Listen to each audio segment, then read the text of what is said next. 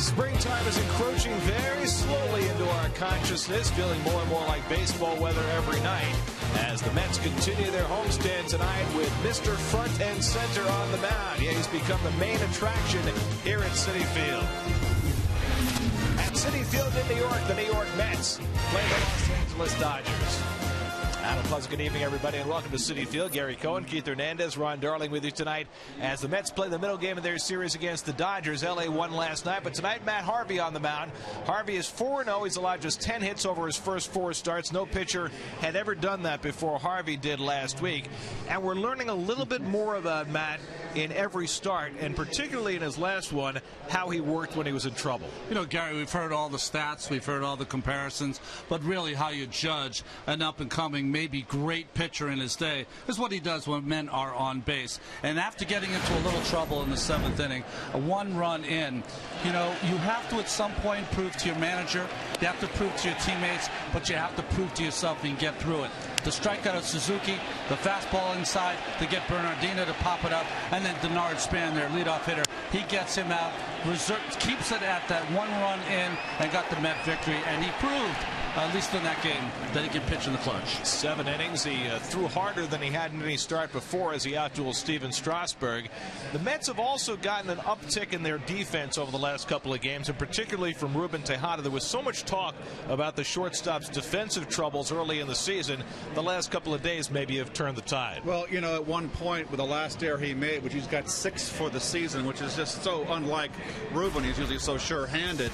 That was the doubleheader, the second game when he threw the ball away. It was a 6 there. At that point, the team had made 10, 6 of them for Ruben, but since coming home, he's made 3 spectacular plays. The kind of plays we've come to get to know, and the plays that the Mets need from him up the middle for strong defense. And now the Mets just need for Tejada to get his bat going. He's 0 for his last 16. Matt Harvey on the mound for the Mets tonight. Ted Lilly makes his season debut for the Dodgers. Juan Lagares gets his first big league start for the Mets in center field. All the action coming your way on SNY.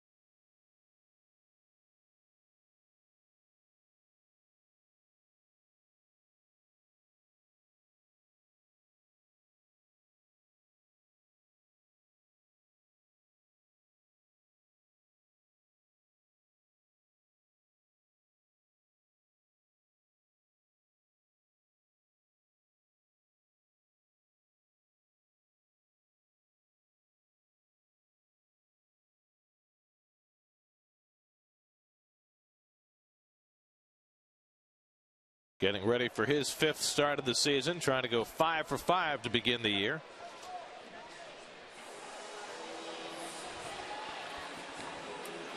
And it's become just a little more special every time Matt Harvey takes the mound, particularly here at Citi Field. What can he do next? New York Mets baseball on SNY is brought to you by Ridgewood Savings Bank. They treat you like family anytime, any place. By Toyota. See where Toyota takes you. Test drive one at your Toyota dealer. Toyota, let's go places. By Geico. By AT&T, rethink possible. And by your Tri-State Cadillac dealer. Visit CadillacTristate.com to search local offers and find a dealer near you. Send your Mets to the 2013 MLB All-Star Game right here at Citi Field. Vote on Mets.com to be eligible for a special ticket offer and a meet and greet opportunity with David Wright. For you fans, vote early, vote often, and vote Mets at Mets.com. Driver on the Majors presented by Volkswagen this afternoon. Steven Strasburg gave up 3 in the first. Cardinals beat the Nats 4-2. Strasburg now 1-4. ERA not bad, 3.16. Matt Latos shuts out the Cubs. Latos went 7. Elijah's 4 hits. Reds win at 1-0. And they go to 13-9 on the year. And after getting swept in a doubleheader by the Braves yesterday, Yurvit Torrealba, the game-winning hit in the bottom of the 12th. And the Rockies beat the Braves 6-5. Matt Harvey set to take the mound. It's the Mets and Dodgers from Citi Field. First pitch coming right up.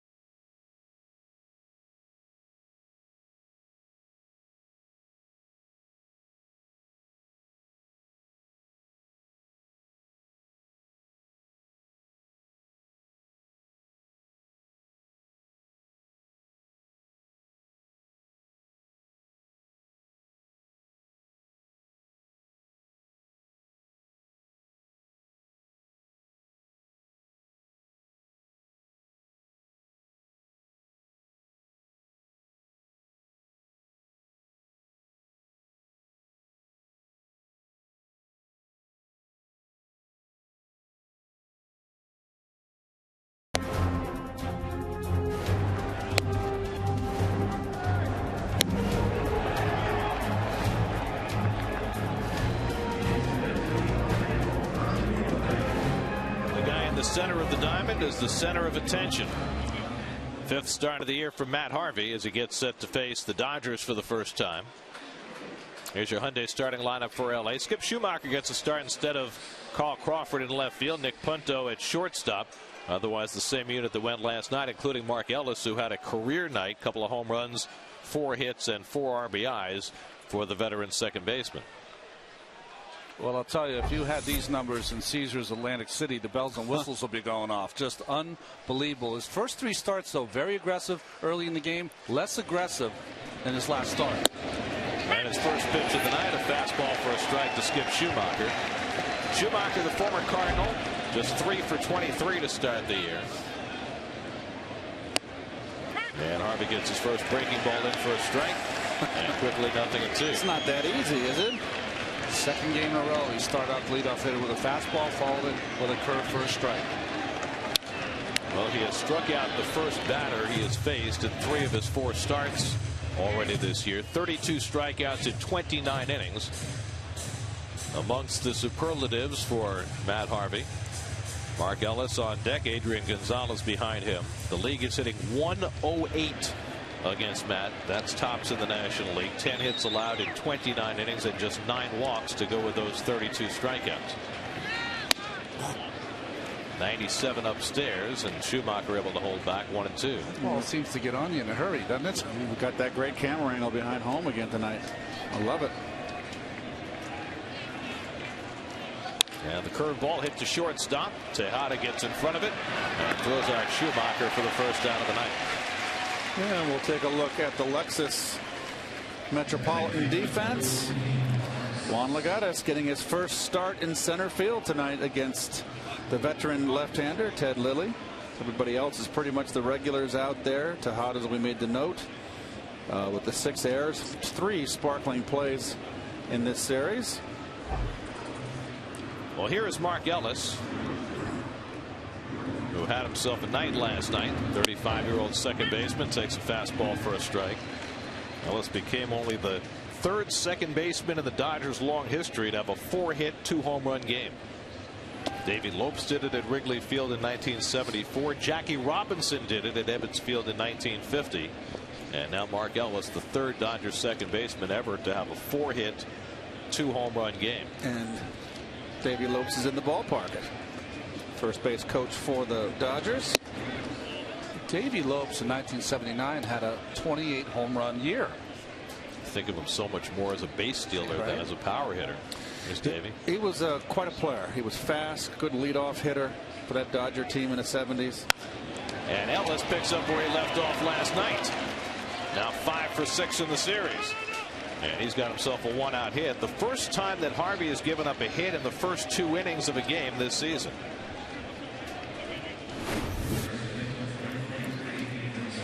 Fastball. And this is what you have to do up these hard throwers, and you just can't overswing, and you've really got to take a measure. Of course, like cold hard facts, and that's what we were just talking about. 4 hits and 2 home runs in a game. Lopes did it even better. 5 hits and 3 home runs in that game at Wrigley Field in '74. So 1 out and 1 on now. Adrian Gonzalez hitting 3rd in the order tonight. He pulls one through the hole. Back-to-back hits for the Dodgers. Ellis will go 1st to 3rd as it's bobbled in right field by Marlon Byrd. And so Harvey has a predicament to deal with in the opening inning. 1st and 3rd and 1 out, and Matt Kemp coming up. Well, it wouldn't have mattered anyway. The ball wasn't hit hard enough. Ellis would have been advanced to 3rd with a clean field here by Byrd.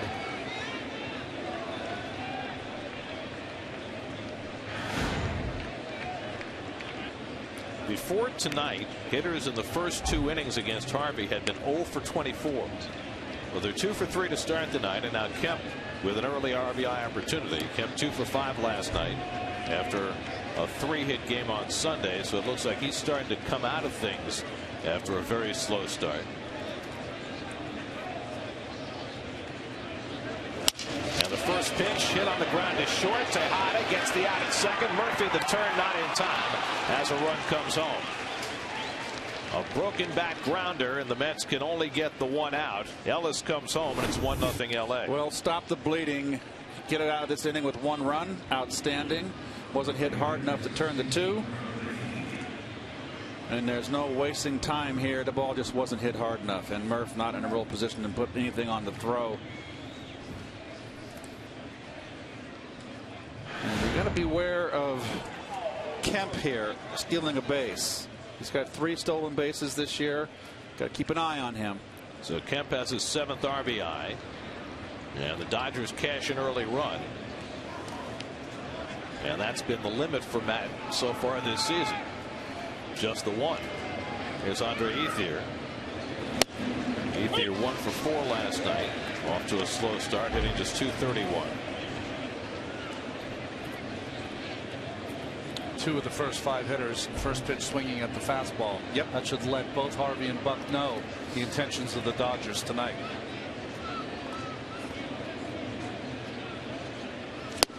One of the things that's been especially stunning about Harvey in the early season has been his success in the middle of the strike zone.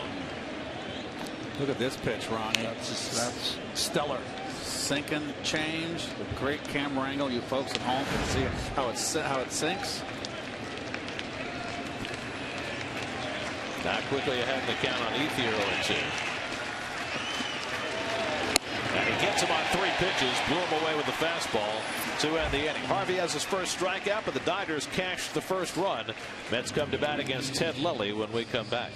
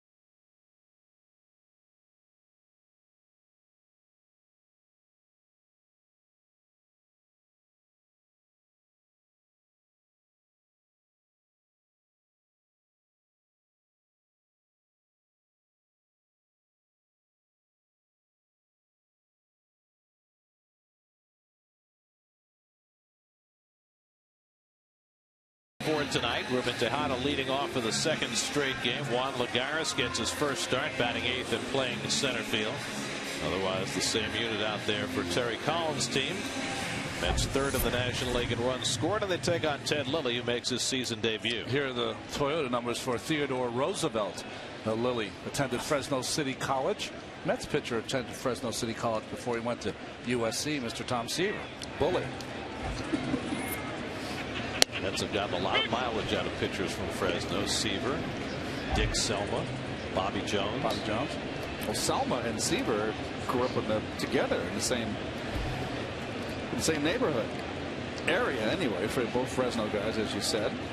Tejada 0 for his last 16, and he hits a dribbler past the mound. Ellis comes in to get it, and that's the first out. So Tejada's offensive woes continue. And we'll take a look at the LA Dodgers here, the Coors Light Dodger defense. Kemp and 2-time Gold Glover. Schumacher in left, getting his 2nd start in left field. Hairston again, his 3rd start at 3rd base. They've been trying everybody everywhere at 3rd base without Hanley Ramirez there. Luis Cruz and Juan Uribe just have not done anything, so they got Hairston over there at 3rd. Well, here's Daniel Murphy, who continued his hot hitting last night. Went 2 for 4, drove in a run. Hitting .357, 6th in the National League. Lilly's last start came May the 23rd of last year. He made just 8 starts for the Dodgers last year. He was off to a good beginning, but as has so often been the case in his career, injury woes crept up. He ended up having labrum surgery. As he gets one inside on Murphy, charging his Punto, and a quick throw to get him 2 out. You don't have to throw hard to get in people's pots and pans. For you folks out there, that's in your kitchen, and for you folks out there, that means on your fist. Jam you. Well, he's got an awkward kind of motion. It kind of lulls you to sleep, and the next thing you know, the baseball's on you. Another guy with a big shoulder lift, Ron, and turns his back to the hitter. So 2 out and nobody on. Now David Wright. David 1 for 3, drove in a run last night. David, surprisingly, Gary, you mentioned it last night, usually wears out left-handers. Off to a little bit of a slow start against lefties, hitting .200, 4 for 20 on the year.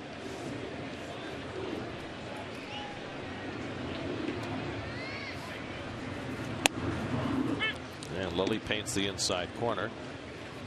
Lilly felt as though he was ready to go at the end of spring training, but remember, the Dodgers had 8 starting pitchers coming out of spring training.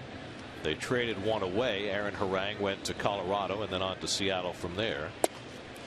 And then they've had 3 starters get hurt. And so Lilly's back and very much needed now. Well, really steps to that third base side, hands over his head, turns his back so you can see his complete number, looks over his shoulder, and like Keith said, that big kind of shoulder lean.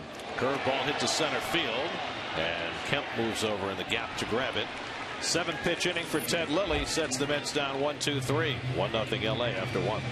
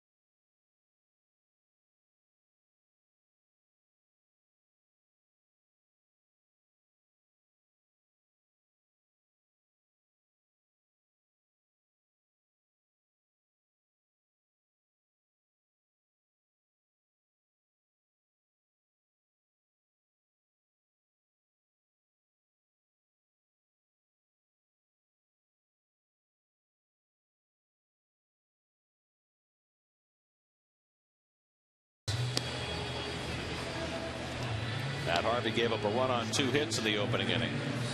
Remarkable statistical oddity in that Matt Harvey, in his last start Friday, became the first pitcher in modern baseball history to win his first 4 starts and give up 10 hits or fewer in the process. And then 2 days later, Matt Moore of the Rays did the same thing. The one thing I will say, Matt Moore is an outstanding pitcher. I've seen him pitch a half dozen times. The only difference is Matt Moore will walk 3, 4, 5 a game, where Harvey won't. So I always used to treat, if I walk someone, it's like a hit. I mean, what's the difference? The guy's on the base. I just think it's incredible that something never happens in 113 years, and it happens within a week, and then happens again 2 days later. Everything happens in threes. Who's next?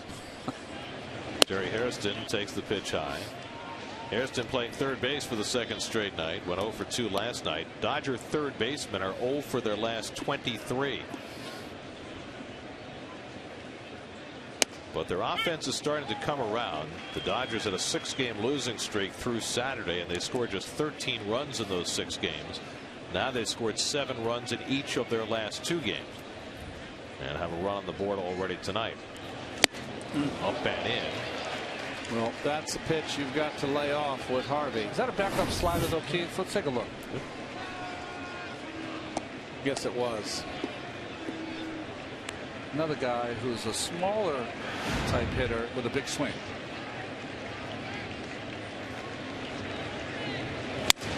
Broken bat bloop, and Ike Davis is right there. So a little kindling for the fire, and 1 out. Look that Harvey is using his fastball in now twice so far. I don't think he used it in maybe once in his last start. You know, we were talking about it during his start against Washington on Friday. The fact that he came out throwing bullets 99 miles an hour in the first inning, but then backed away from his fastball, and the numbers bear that out. His fastball percentage of use was way down in that start. He's usually about a 62 to 65% of all his pitches are fastball, and it was down under 60. A.J. Ellis 1 for 3, drove in a couple of runs last night. You see his fastball usage for the season. Nobody's gotten a hit off his changeup yet. And we were talking about something a little bit deeper in those numbers in the last inning as he gets ahead on Ellis 1 and 2. Mark Simon, who does great work for ESPN Stats, looked up the portions of the strike zone, the 9 quadrants of the strike zone, and he took the middle part of the tic-tac-toe board. Harvey had thrown 34 pitches in the middle of the strike zone coming into tonight. Strike 3 called. Ellis goes down looking for the second out. The major league average for a middle pitch is .333 with a slugging percentage over .900. Harvey had thrown 34 pitches right down the middle, and nobody had a hit. 0 for 9, which is amazing when you think about it. Just tells you how good his stuff is. We're early tonight. He got to the Cholula hot sauce very early. The flamethrower at 96. At least it was a strike tonight. Here's Nick Punto, the veteran shortstop, takes inside. Punto, 35 years old, now with his 5th major league team. Originally drafted by the Phillies way back in 1998. And Harvey throwing a lot of fastballs, 1-1. This is what you're going to see. Kind of jumps at you. His hands are almost 50 feet away, it seems like. Nice looking curveball, and it's 1 and 2. It's kind of like drop, drive, and hop. Well, you know, teach that in the Mets farm system was Bill Mambo Kemp, who used to pitch for the Red Sox. Drop and drive, Bill. Mambo.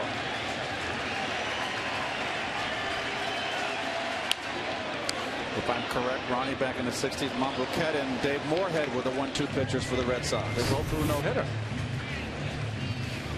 Well, this gives you an idea, folks, this camera angle right here. Watch what it's like. Watch the right leg kick out to third base like it's a karate kick. 1-2 to Punto. Curveball, strike 3 call. Back-to-back strikeouts for Harvey to finish off the second. Third strikeout of the night from Matt. Snapping off the hook. 1-0 LA.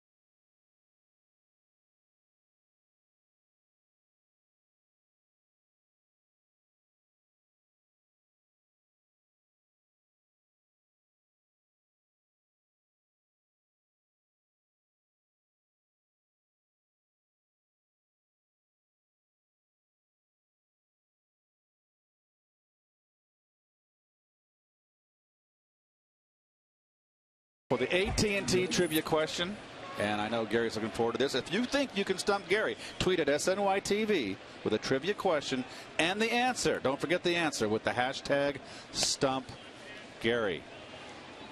Have a heart this week. Last week was They got you last impossible. week. It was a tough one. Come on. Who knows who finishes second in anything? John Buck leading off in the home second after Ted Lilly had himself an easy frame in the first. Buck with 7 home runs still leads the National League with 22 runs batted in. Ike Davis on deck, and then Marlon Byrd in the second.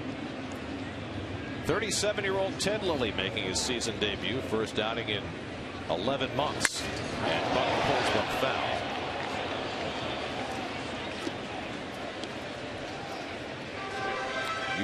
You dropped the full name on Lilly before? Yes. Theodore Roosevelt III. Can't compete with the old pitcher Cal McClish, who once won 19 games for the Indians and became a pretty good pitching coach. Calvin Coolidge, Julius Caesar, Tuskahoma McClish. Wow. Really? His parents couldn't make up their mind. Wow. Was he native? No, he was just Cal.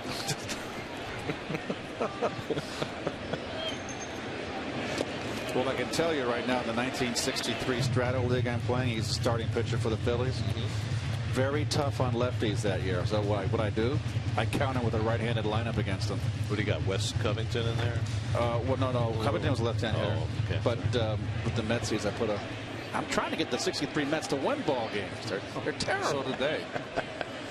There was 111 that year. Swing and a miss, and Lilly with the changeup gets Buck for his first strikeout. Good little changeup sink here.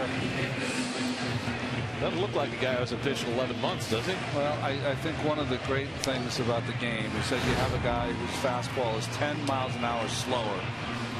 But he'll dipsy doodle it here. He'll change up there. Big hook to show you down and in. He's got all the tricks that left-handers have. 130 big league wins for Ted Lilly. Ike Davis sat last night against the lefty, but in there tonight. Mets are facing 3 left-handed starters in this series. Clayton Kershaw last night. Hyun-Jin Ryu tomorrow. And we talked about Lilly. Look at the big back turn.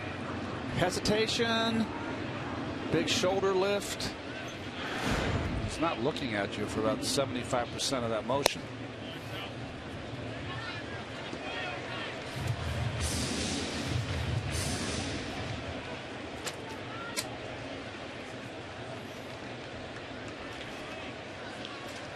Now behind on Davis, 2-0. And Ike takes a strike. Harvey's jousting and Ted Lilly's throwing darts. 2 different sports within the same game.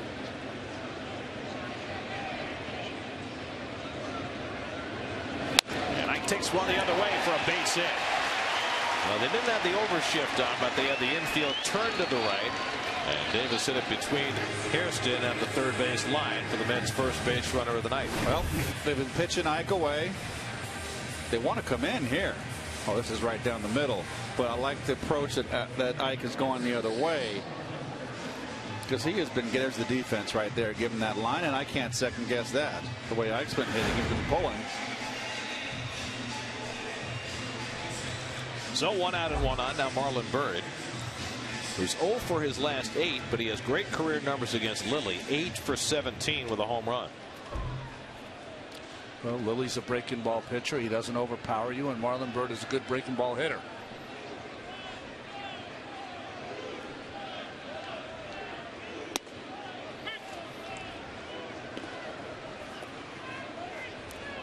Interesting. First time through this lineup, Lilly's going inside with the fastball against his right-handed hitters. You might not see another one the rest of the game.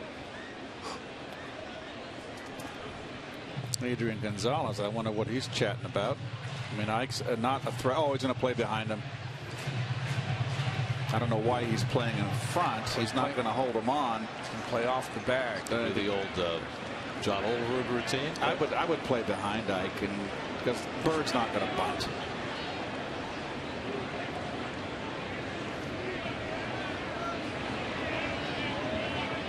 As a first baseman, when you play off the bag like that in front of the runner, are you trying to jockey with the runner to impede his eyesight?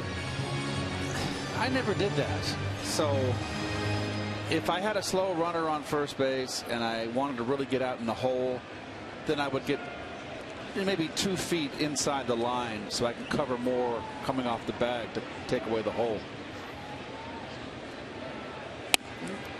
And Bird down on 3 pitches, and Lilly has his second strikeout. Yeah, Marlin is definitely in a little bit of a funk right now. Well, he just went right after him with fastballs and threw it right by him. Got a little uppercut working, Keith. Well, he's a low ball hitter. Yeah. You know, he likes that breaking ball and a low ball hitter. So now Lucas Duda, and since his 2-home run game against the Nats last Friday night in support of Matt Harvey, the last 3 games, Duda's 0 for 9 with 7 strikeouts. So all of a sudden he's hit a bit of a bump after a very fast start. And Lilly gets ahead of him with a fastball. That's 29 straight plate appearances now that Duda has taken the first pitch. He's run a lot of very deep counts. Drawn a lot of walks, but lately the strikeouts have begun to mount. And of course, that's the double-edged sword, right? You take a lot of pitches, you often find yourself taking first pitch strikes. You know, I think it's hard enough to hit with 3 strikes. Imagine hitting with 2 strikes all the time. You know, that gets around the league. I know that the Cardinals in their day, the first time through the lineup, now this is the middle of the 80s, they almost all of them took the first pitch the first time through the lineup. What they would do is that in RBI situations later in the game, they would try to jump on that first pitch.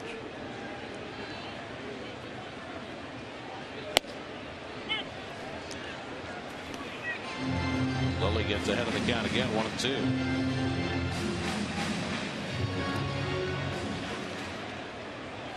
Lilly actually looks like a little bit from the just in the eyes like James Dean a little bit. Get those kind of eyes. Let's keep him off motorcycles. Curveball misses, and it's 2-2 to Duda. So Juan Lagares waiting on deck. Got his first 2 big league at bats last night.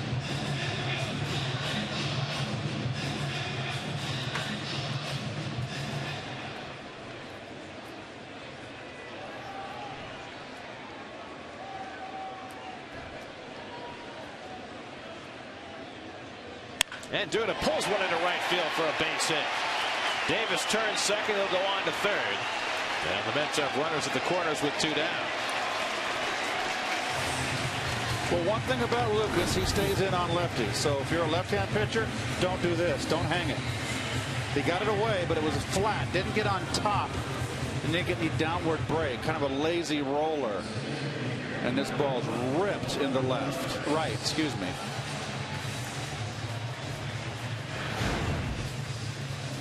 So a 2-out RBI chance for Juan Lagares, making his first big league start.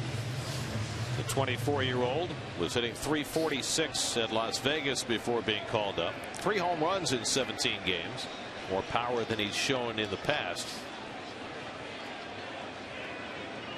Had a base hit in his second at bat last night after a fly ball to the warning track his first time up. So Ronnie, when you face someone you've never faced before, you don't know anything about, runners on base, how do you go about your business? I think that the book on him is that you want to throw some slow stuff. Use his aggressiveness against him. The book on Lagares is that he does not take a lot of pitches, doesn't walk much. It's a hard spot because Harvey can hit. So it's not like you can just pitch around the 8th place hitter. And now it's 3-0. Harvey in his last start facing Strasburg. That's a little too north for him, but right in his wheelhouse with Lilly. Soft tossing lefty. Yeah. 269 lifetime hitter Matt Harvey. Lagares taking all the way, and it's a strike, 3-1. It's taken a number of years for Lagares to work his way up through the Mets farm system. Signed at age 16, and now 8 years later, here he is in his first big league start. He has grown on the Mets organization. And he walks to load the bases. Hard being a young number 8 hitter. Sometimes you have to be a lot more patient than you're accustomed to being. And now Harvey gets a chance with the bases loaded.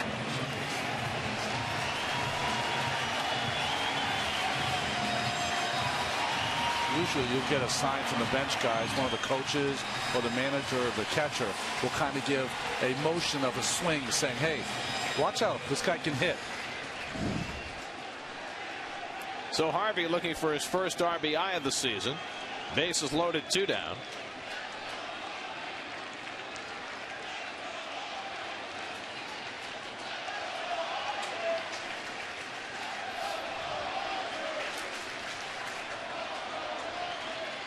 And Matt swings and misses at the fastball. He had his grand slam cut.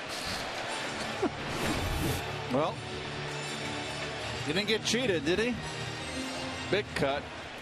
A little awkward follow through. But just for reference, the last Met pitcher to hit a grand slam, 1967, Jack Hamilton. Wow.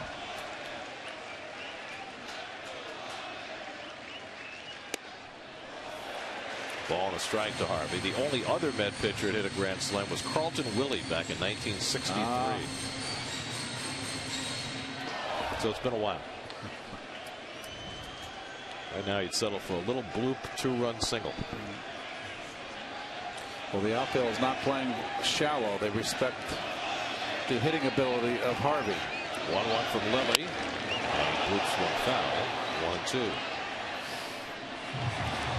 You can see Kemp playing shallow, but left. The corner outfielders they're respecting his pop. And Kemp is telling the left fielder Schumacher move a little further in with 2 strikes.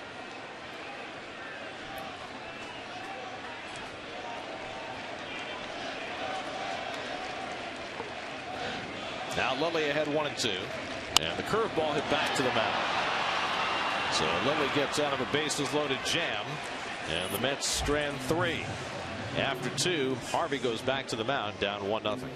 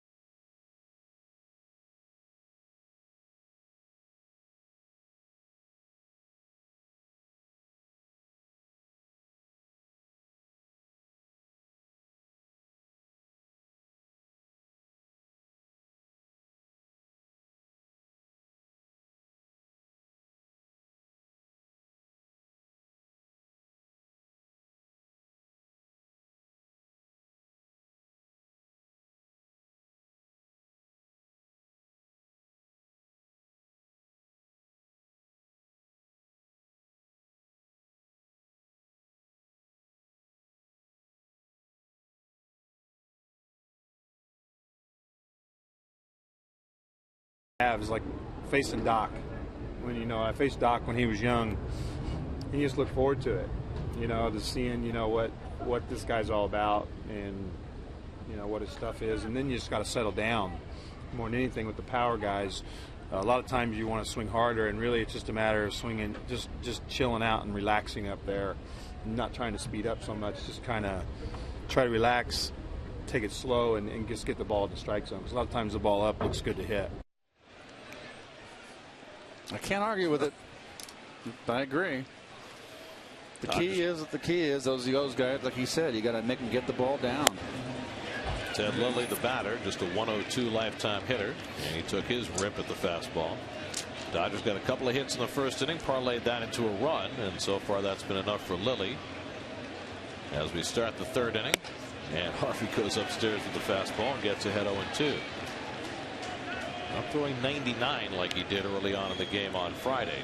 And you wonder, Ronnie, after that, and remember later in that game he really had to run on fumes to get through the 6th and 7th innings. How you respond 5 days later after a game that features that much adrenaline. Well, if you have the proper people around you, you know what they'll do, Gary? Hey, you know what? We're going to go in the pen, and you're going to throw your side. You have no more than 5 minutes. Strikes out Lilly. Third straight strikeout for Harvey, and his fourth, first time through the batting order. And you know what, too? If you do your running and you're in shape, it's once every 5th day. It is, but as far as the arm, and again, another just beautiful curveball like the one to Punto. That's where you go up and say, big guy, we had a tough game last game. We threw a lot of pellets.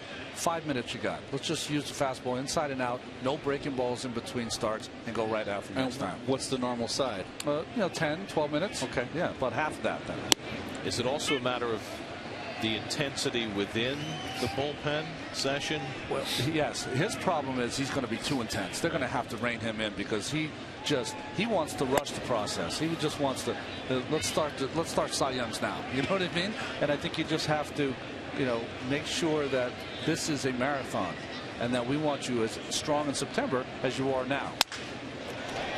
Schumacher lofts one to center. Lagares coming on and closes ground to get it. It's come a long way to get that flare off the bat of Schumacher for the second out. That was impressive. Well, got in on his hands. He was playing in left center. Yep, he ran a long way for this one. Nicely done. Well, we mentioned it yesterday that Terry Collins said there are people within the Mets organization, some, who feel Lagares is a better center fielder than Matt Dendecker. And we've all seen in spring training what Dendecker can do and how highly he's regarded as a defender. So that's high praise. There's Mark Ellis, who takes high for ball one. We saw Lagares go back on a ball last night where he got turned around and handled it with no problem. Sometimes minor league outfielders come to the big ballparks with the 3-deck stadiums, and the first few games they can have a problem with that. I think not only the 3-deck stadiums, but they come in trying not to make a mistake instead of do what they were doing in the minor leagues. Go get them. Right. You're nervous. Yeah, nervous. Lagares is a guy who began his minor league career as a shortstop, and after one 40-error season, they decided he'd be better off with the big glove in the outfield. There's some Hall of Fame shortstops that have started their career with 40 errors in the minor leagues. That's true. Ooh. Good looking slider from Harvey to get even on Ellis.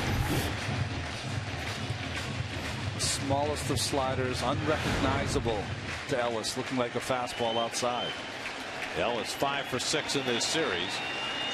Harvey trying to put this inning to bed. He comes inside with the fastball, 3-2. Adrian Gonzalez would be next. He went with the slider on the 2-2 pitch, or the 1-2 pitch. To me, when I watch Ellis hit, just me, he's got a slider speed bat. He will hit the fastball the other way. Slider is the only ball that he can really hit for power, especially off a power guy. Only got the home run last night on a hanging slider. Yeah. Won the second one. Yeah, won the game off Brandon Lyon. Hit the first one off the lefty, Robert Carson.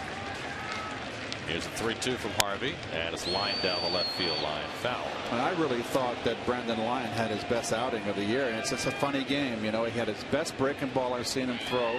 Had a lot of tight break to it, and he makes one little hanger and gets an L. And I thought it was the best he threw. Stand for Harvey. 3-2. Hit sharply. Tejada on the backhand. Out of the dirt. Side retire. Tejada continues to shine on this homestand.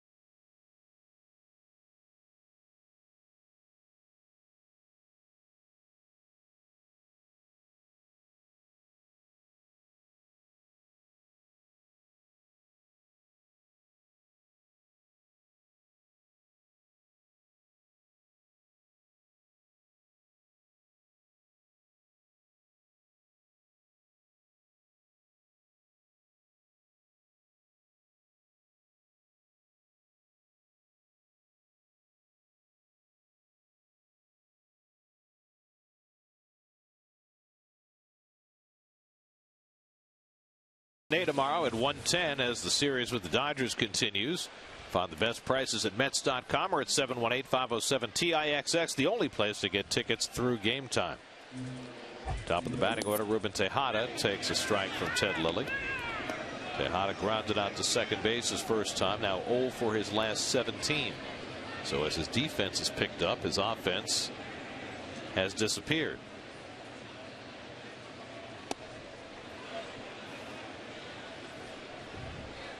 Tejada, Murphy, and Wright for the Mets in the home third.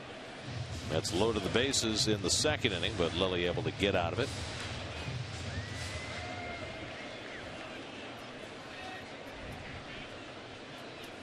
.51 degrees. Lilly pitching in short sleeves.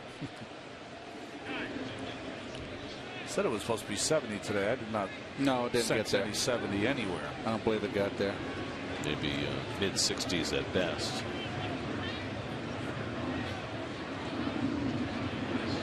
And the curveball in there for a call, strike 3. So Tejada never able to pull the trigger against the slow stuff of Lilly. Third strikeout for Lilly. Daniel Murphy coming up. Let's check in with Kevin Burkhardt. Kevin? I was chatting with Murphy today about Matt Harvey, and if there was an aura around his starts inside the clubhouse, he said, well, unless you're living under a rock, you have to know who Matt Harvey is. He's everywhere. And he said, you know what, we let him know about, but he takes his ribbing like any other young guy, and he takes it well. He has a lot of fun with it. He's great in here. And he said, you know, we expected this of him. And I said, come on, you expected this? He said, well, to be honest, we expected he had this capability. For me, the only question, as Murphy pops out here, so the only question for me was whether he was going to be able to be efficient enough with his pitches to go deep into games. But he said as a teammate, he is great in this clubhouse. He gets along with everyone.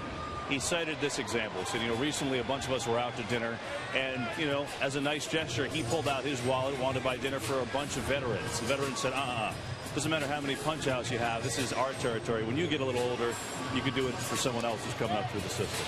Guys? Well, the rites of passage. It doesn't matter how big a star you are, if you're a rookie or a first full-year player, that's what you are. It's very interesting to me how I hear a lot of this. I don't get it, where Boy, I knew Harvey was going to be this. Most people in this organization did not know Harvey was going to be this kind of pitcher. I'll tell you that. He is just. He surpassed everybody's expectations. Exactly. There's no question. It's all right to admit it. It's not a big deal. Really, if you go back and look at the arc of his career going all the way back to high school, he's a kid who expected to be a #1 pick out of high school, was a third rounder, wanted first round money, and very reluctantly went to college, where he struggled a good part of his time in North Carolina. In fact, the Dodgers today, when they activated Lilly, sent down their third string catcher Tim Federovich, who caught Harvey for a year at North Carolina, and said yesterday he was talented, but we had no idea he'd be this good.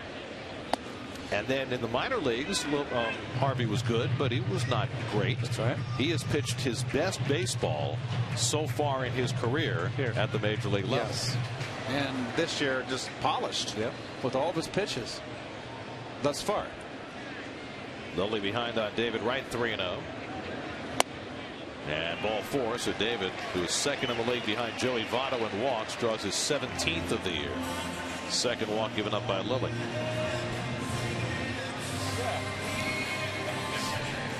That'll get John Buck to the plate with 2 out and a runner on.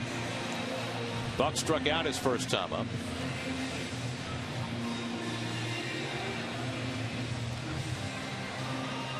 Got a little mist coming in, don't we?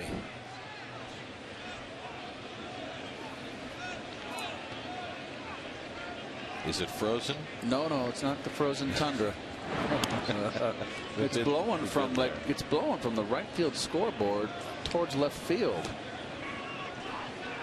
Well, there's the numbers for Matt in the minor leagues. Good, but by no means off the charts. Well, his strikeout numbers weren't phenomenal. His walks were up. Well, it's kind of similar to what is happening with Zach Wheeler right now. Now, whether Wheeler can translate so-so results in AAA into phenomenal major league success the way Harvey has remains to be seen.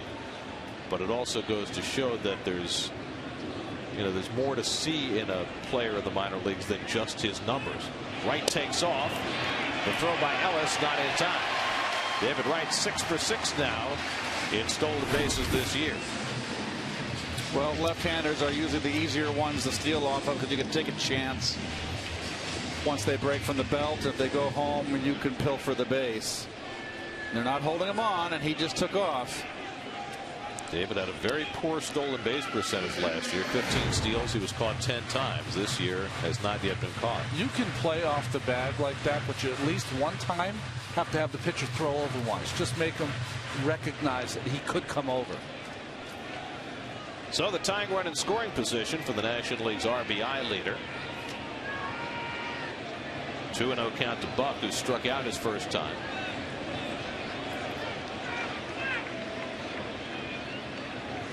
And Lilly darts a fastball, 2-1. He's been painting to the right-handers up and in on the inside corner. It's a good pitch for him, and that's you kids out there. That's 88 miles an hour. Don't have to throw through a brick wall to pitch inside. I'll take it if you can have it, though. No, of course.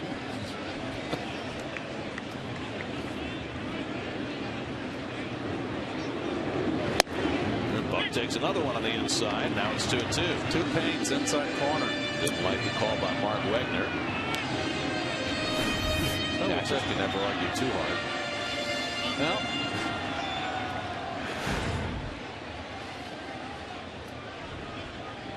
got him last time on a changeup, remember?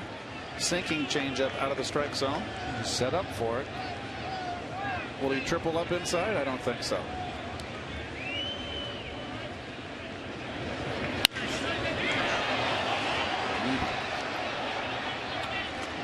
The last thought, Gary, on our discussion on Wheeler and Harvey. This time last year, many people were saying, you know what, Wheeler's better than Harvey. Yes. I wonder if anyone would say that in the meeting today. Well, there were also scouts saying, that Harvey, he might be a nice #3 starter someday. Yep. So fortunes change quickly sometimes. Take it all with a grain of salt. Yeah. 2-2. Swing and a miss. This time he got him with a fastball. So Lilly comes from 2-0 to strike out Buck for the second time. Keeps the Mets off the board. 1-0 LA.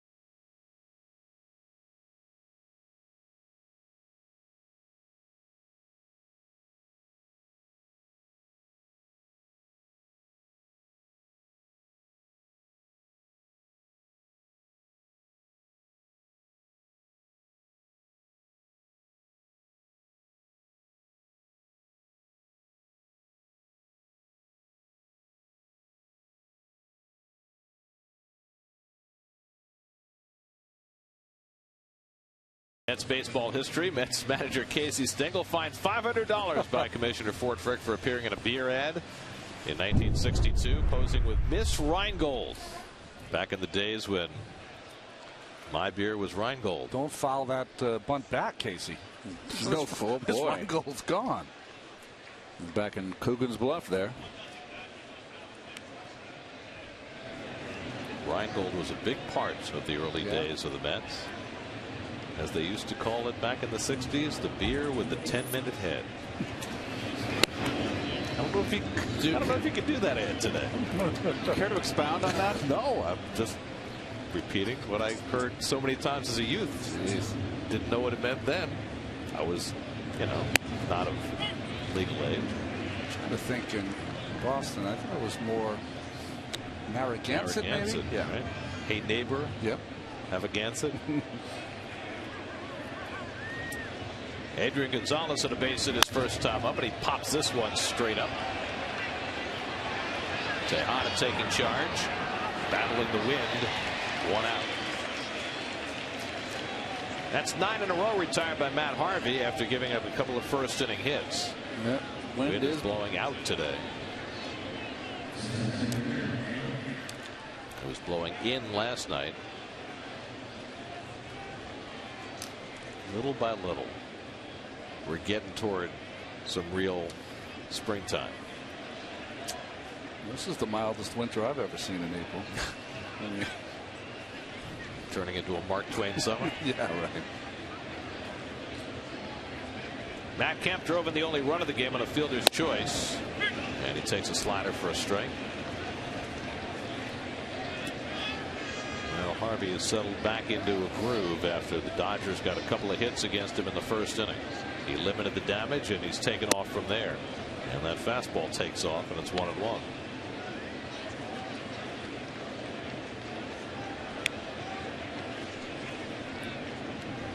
Andre Ethier waits on deck.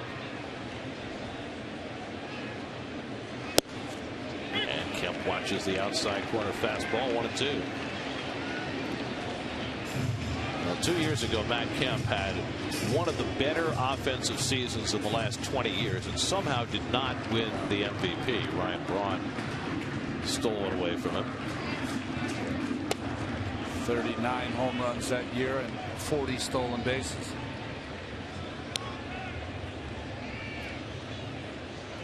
and played a Gold Glove caliber center field.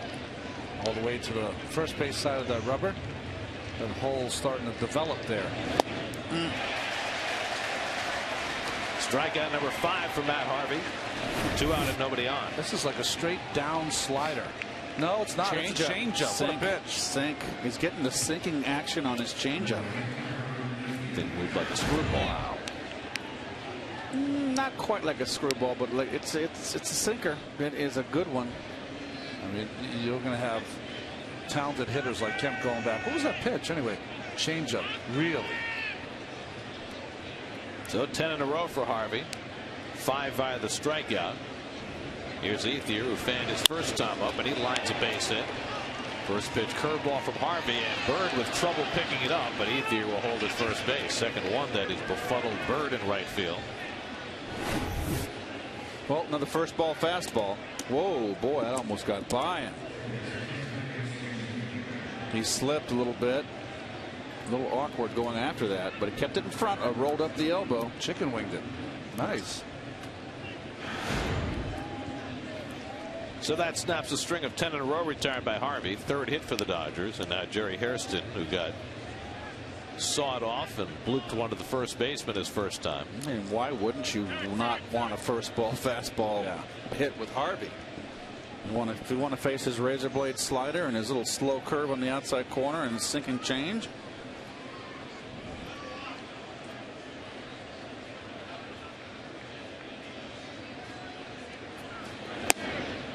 We've been trying to give perspective on the start that Harvey has gotten off to this year. How about this? In his 14 big league starts dating back to last year, 22 runs allowed, 102 strikeouts. Nobody in modern baseball history in their first 14 starts struck out that many while allowing that few runs. Ethier will move up on the wild pitch. So you try not to overstate the case for what Harvey is accomplishing as he bounced that slider, but the numbers are staggering. You and I always say it, Gary. Keith, you say it too. Things are happening for the first time in the history of the game, or at least the modern era as we see here. It makes you wake up and pay attention, or stand up and pay attention. Runner in scoring position for Jerry Hairston Jr. And the 1-1 popped it up. Buck coming back for a look, but that's out of play. And remember, he jammed Hairston the first time up very badly. That little weak pop up to first base, and there he goes right back in, up and in. This is just a wonderful pitch, and he seems to have it. Be able to throw up and in to both left and right hand hitters with his fastball with that kind of velocity.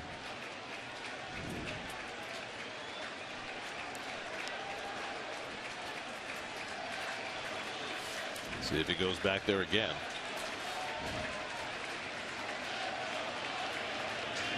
And the breaking ball fouled away.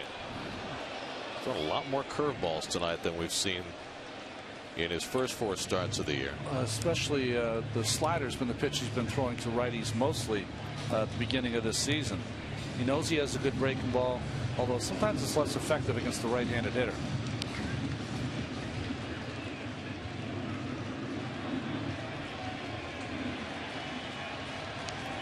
Ethier at second and 2 down, 1-0 LA in the 4th. 1-2 to Hairston. And the slider missed. 2-2. Good eye by Hairston here. You know, you're heading the count, see if the fish are biting. Now you can do anything you want.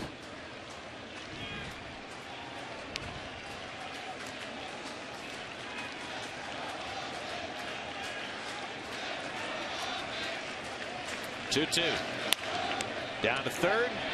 Right handles. Side retired. Harvey works around the 2-out hit. Still 1-0 LA.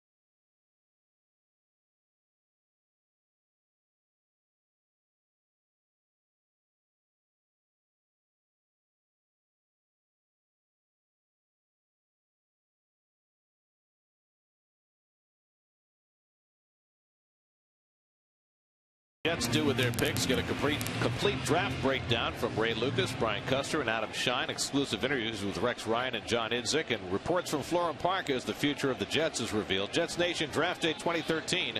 Coverage begins Thursday at 6:30 only on SNY. Always look forward to watching Ray, seeing the anger. He's good. Nobody expresses the anger of the Jet fan better than Ray Lucas. Yeah, he's good.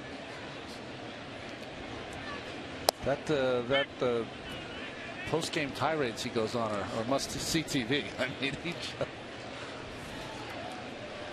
there's fire got coming out of those eyes. He's got a little Peter Finch in him. He does. Ike Davis had an opposite field hit his first time. This time he pulls one foul, and it's 1-2. And then you get Klecko on the set with him. Klecko's just matter of fact. Hey, they stink. They stink. They stink. Pretty simple. That's right. I mean, that was after 6 and 10. Imagine if they went 3 and 13.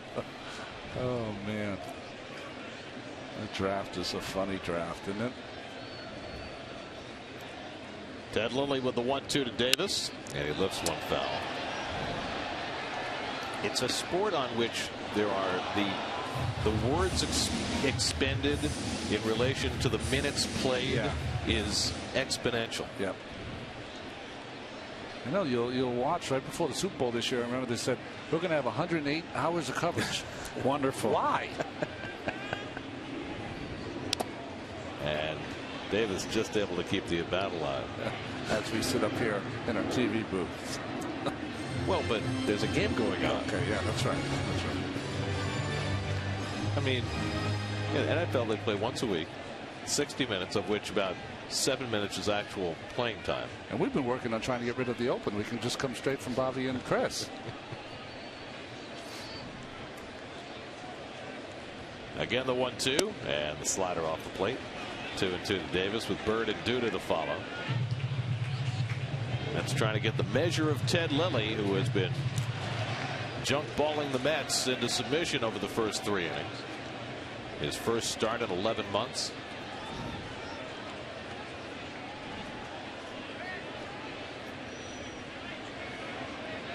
And the slow curve is fouled off.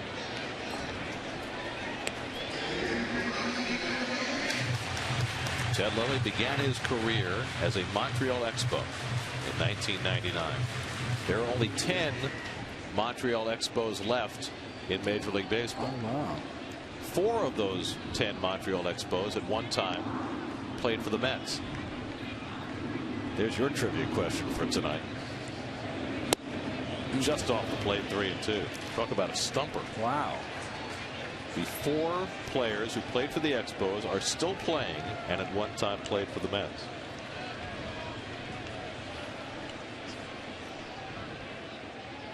And Davis again to the other side, but this time Hairston well positioned to pick off the line drive. A little closer to the line than he was the last time.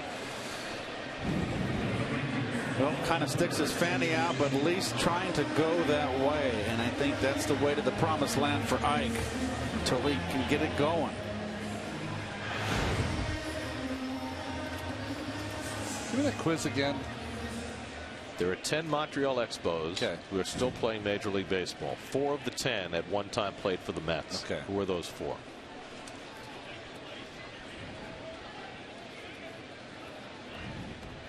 Here's Bird, who struck out his first time and fouls back the first pitch fastball. It's hard. Brian Schneider still playing? No. But think. You're very close. Yeah? He is? Well, I got the cheat sheet here. I got 3 of them. You got the answers. I got 3 of them. 0-2 to Bird. One of them played for the Mets last year. Last year, yes.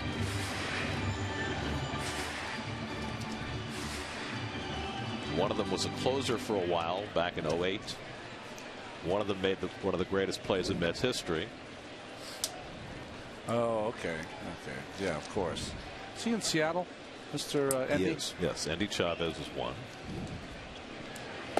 And Bird strikes out for the second time. That's 5 strikeouts now for Ted Lilly. SNY Super Slow Motion brought to you by your Mercedes-Benz Tri-State dealers. Visit them on the web at searchmercedes.com. Give it up, Keith. Bruce Chen, John Roush, and Luis Ayala. That's right. That's He's right. back on the. That's right. He's with Atlanta. And in fact, I think he got the loss took the loss today for the Braves. I see we got Al back on camera too tonight. He got back from purgatory. He was stripped of his stripes. He was exiled. Al got He put was in in Elba. camera one. Excuse me. Al came out of the cooler today. Solitary. Fined and put in solitary confinement by our director, Bill Webb. What was his transgression? Do we ever find out? It's sealed documents. Desertion? It's plural.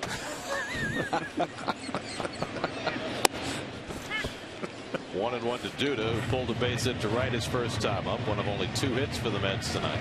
Notice how our director, Mr. Webb, won't shoot Al right now. That's part of the purgatory. No on cameras. Looks like they shaved Al's head too. Gave him a haircut in there. Every time he gets his haircut, it's a little grayer. It's like Steve McQueen in the cooler with the baseball and the glove. There he is. Welcome back, Al. We missed you last I night. love the fact that he can do his job with his hands in his pockets. What are you Isn't that talking? amazing? Are you sand pebbles? Is that what you're talking about? 2-1 to Duda, and he rips this one to right field. Ethier goes back, and he can't make the play. Duda heads for second. Ethier flings it in, but not in time. And Duda has his second hit of the night, a 2-out double. Kind of mistimed his leap here. He sure did. It wasn't a little awkward there. He got a late break. Ball was ripped though. Beat him. And Duda seems to have all the answers for Lilly. Gary, it's nice to see Duda coming out of it a little bit after that 2-home run day. He struggled. And he had the 0 for 9 with 7 strikeouts in the ensuing 3 games. Now 2 for 2 tonight, his 3rd double of the year.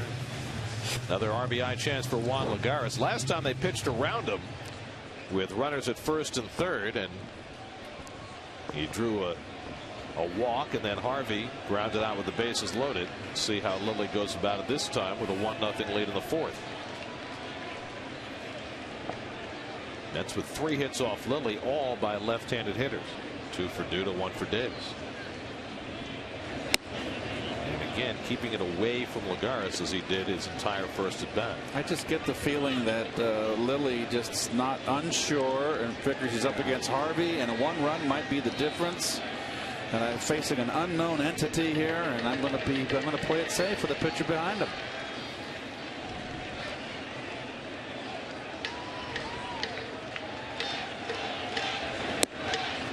Lagares takes a strike, 1-1. Sometimes you get hurt by the unknown. I told you the story facing Atlanta, and they had a new outfielder come up to the big leagues. I think he was playing the infield. I'm sorry, Ron Gant.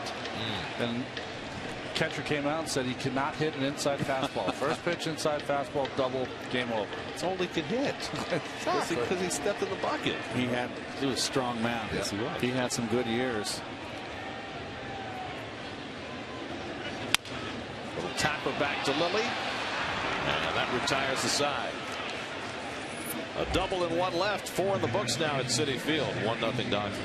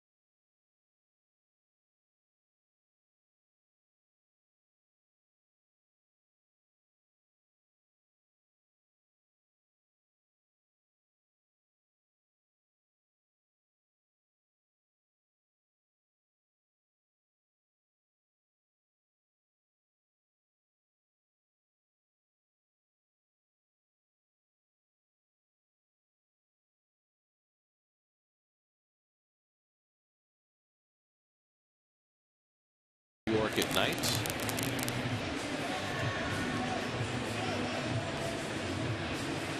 It's over by Columbus Circle, is it not, Ron, a New Yorker? The New Yorker I know is 3 Times Square, I think is the address. Okay. That's some kind of glove that Harvey's got, right? The blue lacing and black predominant color.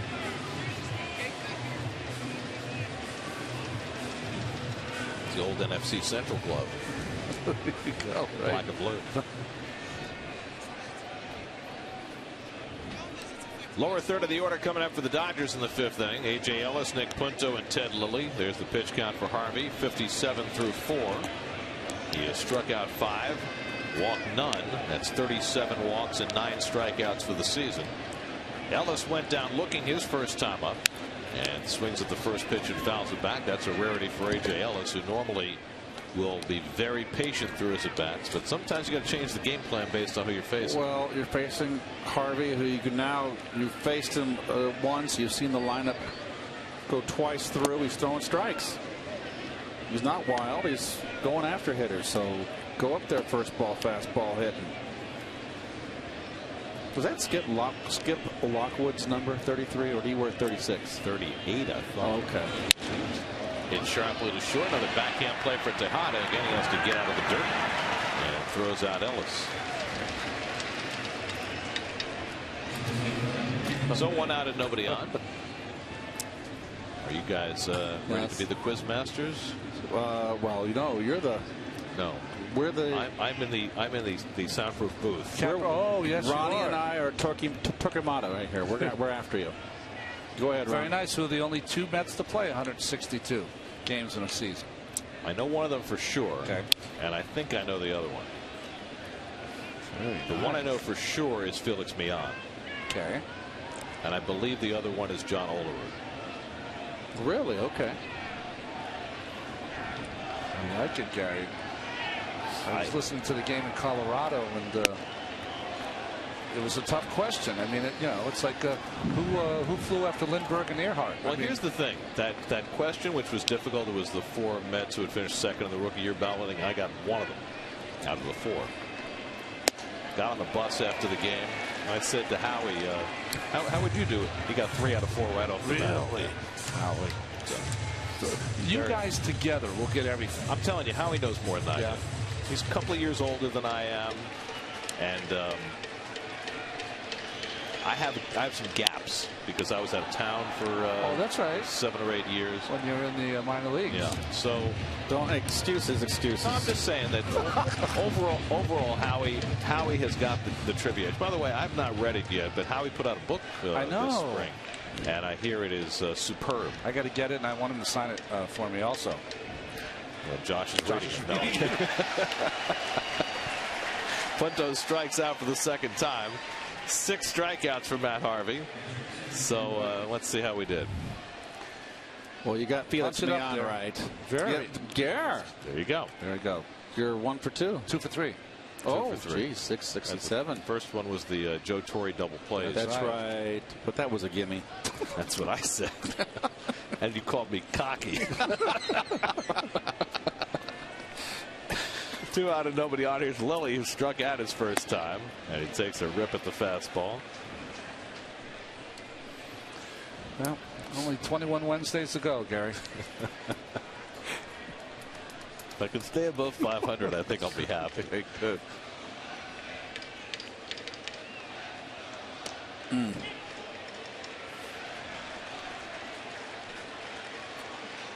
They've got a faint "Let's go Harvey" chant. The last game there was "Harvey's better."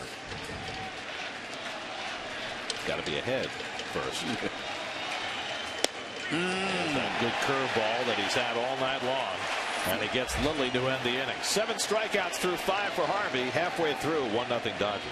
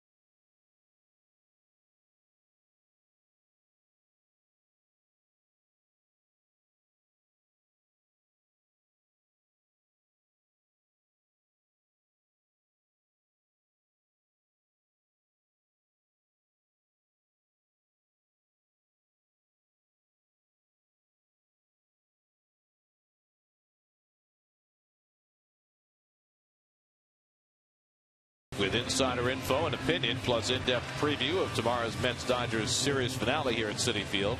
Mets blog presented by Verizon, part of the SNY.TV blog network. Pitchers duel tonight, and so far it's 37-year-old Ted Lilly in his first start of the season who's had the upper hand. Lilly has scattered 3 hits, walked 2, and struck out 5. And Matt Harvey, who came up with the bases loaded and 2 out in the second inning, and a comebacker, will get his second turn at bat tonight. Harvey gave up a run in the first, and so far that's been it. And we wonder how far they'll go with Lilly. 66 pitches so far in this Oswego.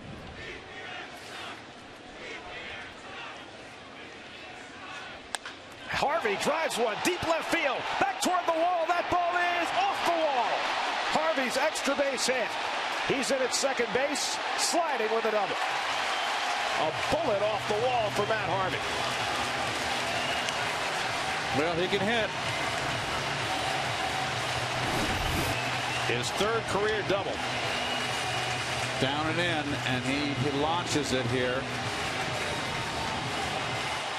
He was hoping maybe he had enough, and then he had to hustle to second base.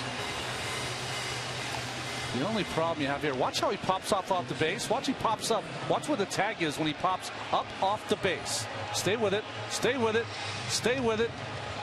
Ooh. Stay with it. Very interesting, right? Right at him. So got to have a bunt situation here, I believe. Get back in the ball game. Dodgers are definitely thinking along those lines.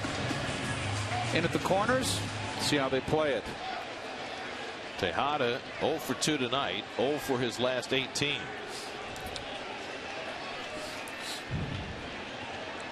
Murphy and Wright behind him. Looks like the Dodgers are not even attempting to even put a wheel on here. And Tejada swinging away. I like that move. I do too. I do. Give him one swing. They got the infield in at the corners. Now you got to get him over. How many pitchers you know who've out hit the opposition by more than 100 points in their career? That's a great stat.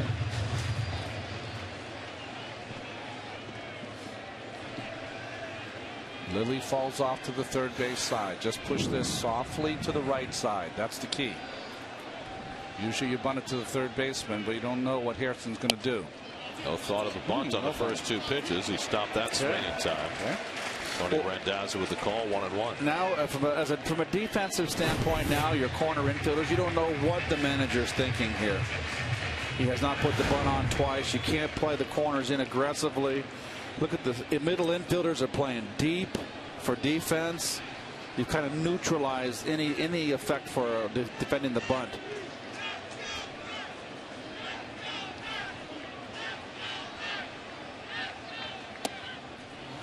That changeup misses, and it's 2-1.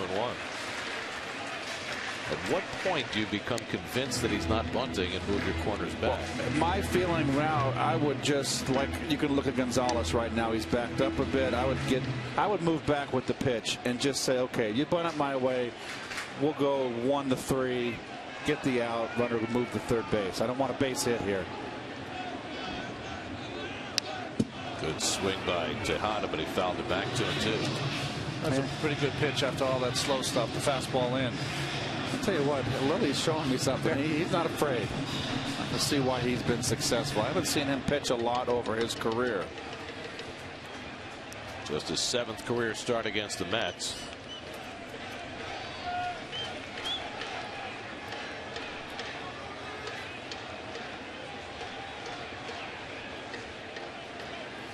Now he's 2-2 on Tejada, who struck out his last time up. And the curveball down to first, over the bag, a fair ball.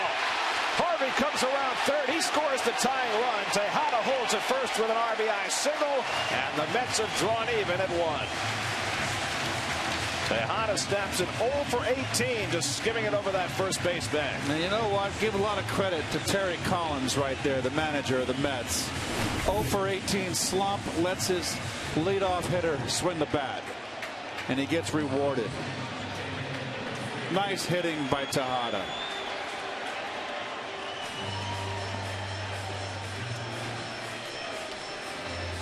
Little curveball. That's good. It's on the back door. He was just set up away. That's just good hitting right there. So Matt Harvey scores his first run of his career to get himself even. Now with Tejada at first and nobody out, Daniel Murphy, who's grounded to short and popped to second, 0 for 2. 7th RBI of the season for Tejada, and this time Gonzalez playing off the bag, and they are at least making a show of shoving the runner back. I don't know what Hairston is playing in for with Murph up. I can't believe Murph is going to bunt. Murph has been one of the hot hitters for the Mets.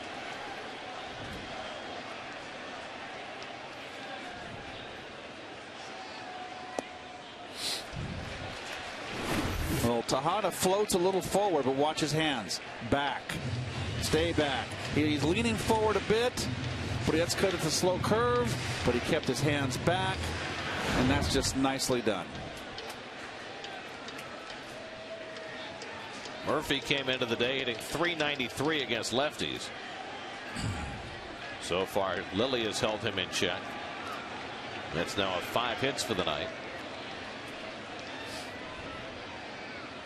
They're making Lilly work this inning. He's a little short, isn't he? I mean, just coming off the DL, he's not as sharp as he was the first 4.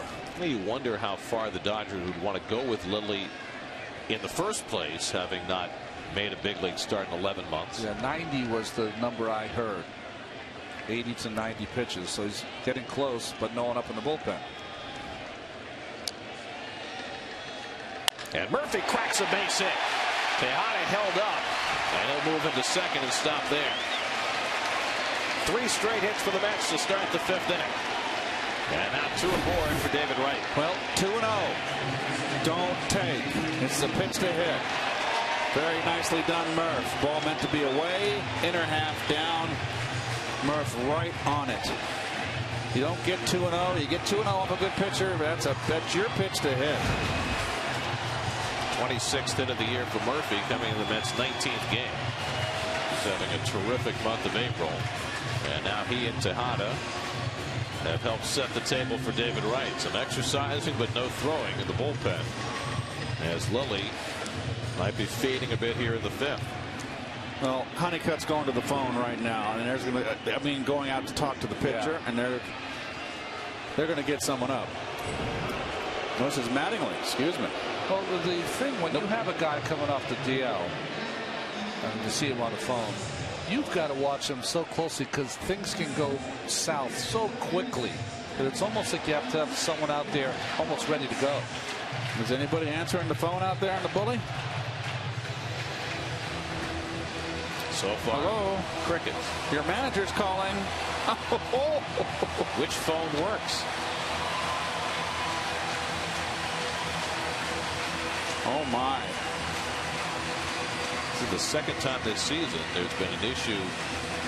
You've got to go out there. Mattingly's got to go out and make a gripe. Yeah, he's got to talk to the home-plate umpire. I think they might have finally found the right phone, and now Donnie's coming out and letting the umpire know that there's a problem. By the way, how did you enjoy your chat with I did. Don's a great guy. You know that. And I had a wonderful time with him. It's the first interview I've ever done, really. Is that true? Yeah. I've never done it before. How'd you feel? Oh, it was so good. With Don, we're old friends, and it was fine. It's different doing an interview. So were you more Mike Wallace or more softball? I was more like Howard Cosell in the bedroom scene with Woody Allen and bananas. Very good. Did Don know that? That phone is not working. So what's going on? Well, you know, Major League Baseball was supposed to be implementing a new cell phone system this year, but it has not yet been implemented in every part. This is the second time this year we've had an issue with the bullpen phones here at Citi Field. And that is Chuck Krem down there, who was the bullpen coach for the Dodgers. former Milwaukee Brewers pitcher. By the way, it might have been working. It just didn't look like anyone was answering it because they just were able to relay some kind of message. So what is, I mean, is anybody going to get up down there? They have no clue who they want up. I don't know. If there's no communication. They're going to have to send somebody down there to let them know. Now J.P. Howell will get up, but I think the rule is, and we learned this the last time, that if one team's phones aren't working, they have to turn off the other team's phones. Well, the good thing is the Mets don't need the phone. Bob Guerin's going to issue a preemptive strike before the phone is needed. If we have to get anybody up.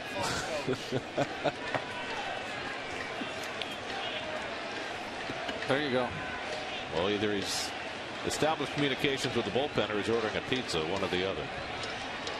So now David Wright steps in. David's flied out and walked. 2 aboard, nobody out. Tie game, 5th inning.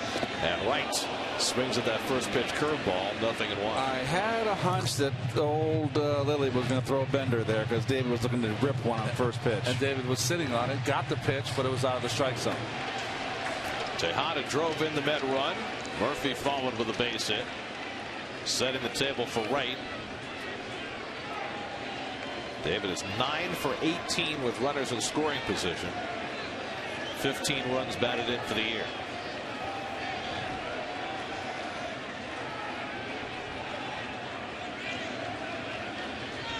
And David fouls away the fastball when it's 0-2. Well, we mentioned that David's numbers are not what they once were against left-handers, just 4 for 21 this year. But even with that, over the course of his career, he has feasted on left-handers. Well, I'll take 335 any day of the week. You see that string hanging from his glove? Back in when I was playing, Ronnie knew pitcher wasn't allowed to have that long a thread on his glove. 0-2 from Lilly, and he got him looking. 3 pitches, and Lilly takes care of Wright for the first out of the inning. Well, I'll tell you what, that's pretty good pitching right there. Fast curveball in the dirt, swing and a miss, fastball in, and then comes right back, doubles up, Ronnie, right there. 4-seamer, so it stays true on that inside corner. And you got to be gutsy to go inside with David, and he did it, and he painted. I think this catches the corner of the plate. Yep. Too close to take. Mark Wegner with the call. Here's John Buck with 1 out. First pitch changeup. Buck has been up twice, struck out both times. Now 0 for his last 8. It almost seems like Lilly, with that little break in the action, kind of collected himself. Got a breather, huh? He's not out of the woods yet. Tejada is the lead run. He's at second, and Ellis is doing his best to try and keep him close. And Lilly gives a look that way.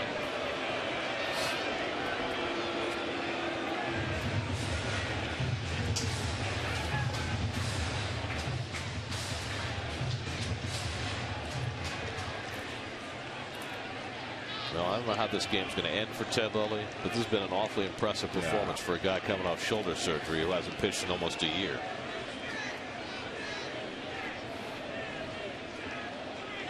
And Buck with a big cut at the fastball, and it's 0-2. I'll tell you something. Well, Lilly's got some guts. He is impressing me. Ag Davis on deck. 37 years old, 2-time All-Star, 130 victories in his major league career. The less velocity you throw, the more you have to pitch inside, and most guys just do not have the guts to do it. Lilly certainly does tonight. He is pitching a very clever ball game here, but he's not afraid. Ahead on Buck, 0-2. And the breaking ball bounced slowly. Hairston gets the out at second, and that's all. That's the second out of the inning.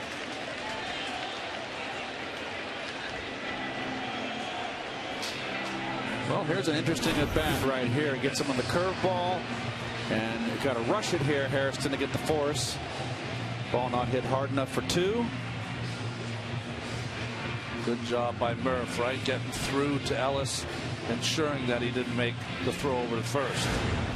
Although I'll tell you what, the way Buck runs, I think I might have made that throw. No, you had him. You had him if he had made the throw, but good job by Murph. Well, let's see what Lilly does here. Remember now, Ike has hit 2 balls, base hit to left field, down the left field line, and a line drive. Bullet. at the third.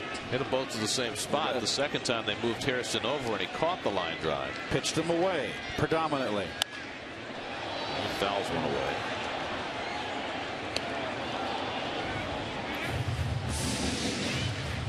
Go ahead run at third is Tejada. Buck now at first with 2 out.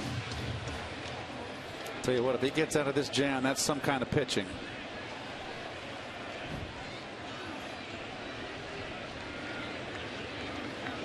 Ike Davis 3 for 17 against left-handed pitching this year, including his hit tonight.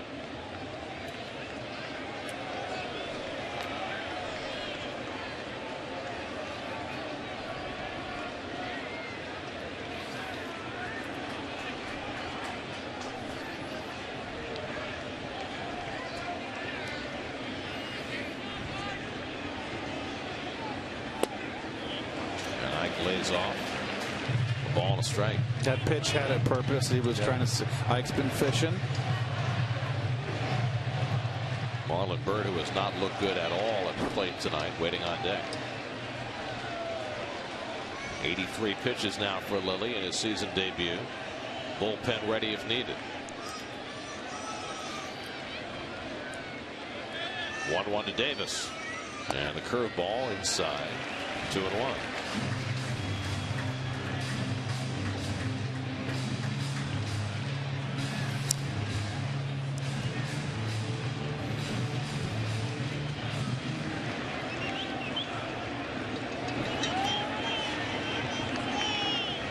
I got to say something away, Ronnie. Making him shake to go to the fastball away. Yep. On 2-1, Davis swings and misses that fastball. Not quite away, but it's 2-2. Inner half up, and that's what's been giving trouble to Ike. It's almost like he's jumping.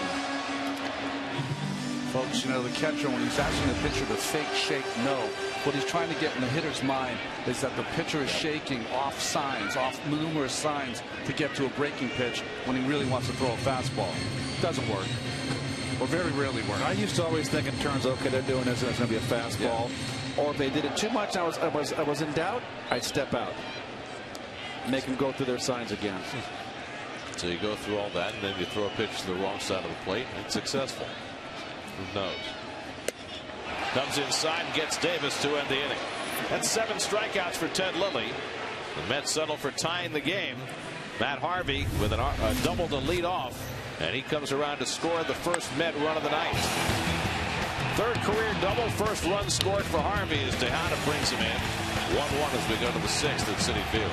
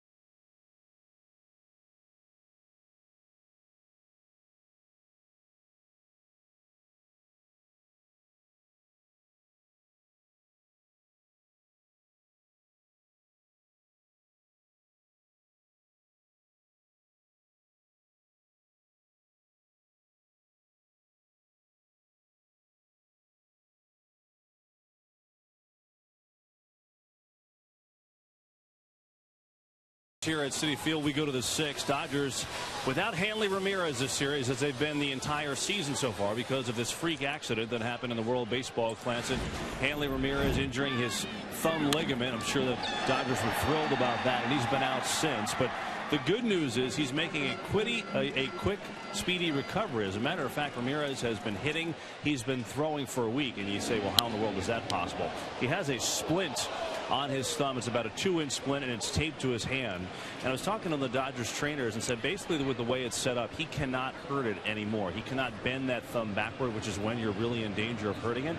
And so he's been able to hit and been able to throw. Don Mattingly said yesterday hitting has been fine, but his throwing has been a little erratic, but did say today his throwing was much, much better. So much better, as a matter of fact, that Dodgers feel like he's going to go out on a rehab assignment this weekend. Mattingly felt he would only need a game or two because he's been doing all these activities. So he could be back in the Dodgers lineup as early as next week. Next Tuesday is his bobblehead night, and he wants to be back in time for that. Well, who would miss their own bobblehead day? Only one person I know. Actually, you didn't miss it. Did you see the pictures? I saw it. People tweeted it.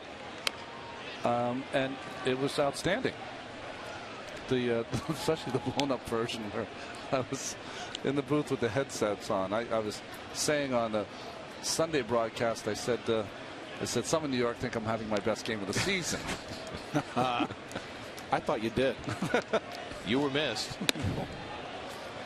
But at least your lovely wife got airtime because of your absence. Big time. More airtime than we get in here in the booth. Well, understandable. That's our director. Yeah. Bill. Schumacher out to Murphy. 1 out. Harvey's retired 15 of the last 16. As you look at your 6th inning Honda recap, Harvey gave up a run in the 1st, but then came in to score the tying run after doubling in the 5th. Ruben Tejada drove him in. Mets had a chance for more, but Ted Lilly did a great job against the middle of the Mets batting order to keep it a 1-1 game. Now Mark Ellis is 1 for 2 tonight after his huge night last night, and he takes a fastball for a strike.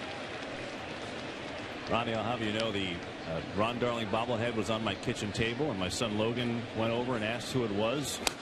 You weren't a Ninja Turtle, so he wasn't interested. The common theme, Kev. I'm surprised it wasn't pushed off the table and done. I will say it was an awfully good likeness. Yeah, it was good. A little jaundiced, but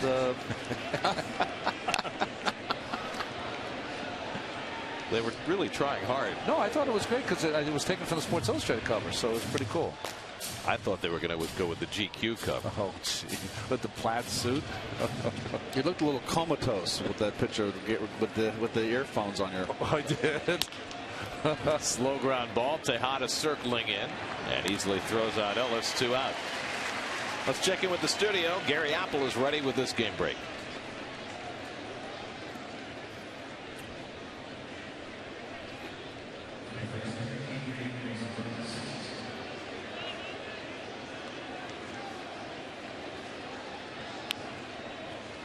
All it would have taken for the Braves is to get the Uptons to hit back-to-back home runs again. I was shocked when I read that when they hit back-to-back home runs yesterday, it was the first time that brothers had done that since 1938, when the Wainers went back-to-back. Big Poison and Little Poison. Was it Paul and Lloyd, right? Paul, right? Well, Ted Lilly has acquitted himself quite nicely in his first start of the year, matching numbers with Matt Harvey. Lilly's allowed 6 hits. Harvey's allowed only 3. The Dodgers have used 8 starters in their first 20 games. Last time they did that, it only took 12 games in 1964. That's some bad news right there. Yeah, right. Well, they traded Harang. Greinke got hurt. Capuano got hurt. Billingsley got hurt. First pitch fastball to 17 of 21 batters, and why not? When you throw like this kid.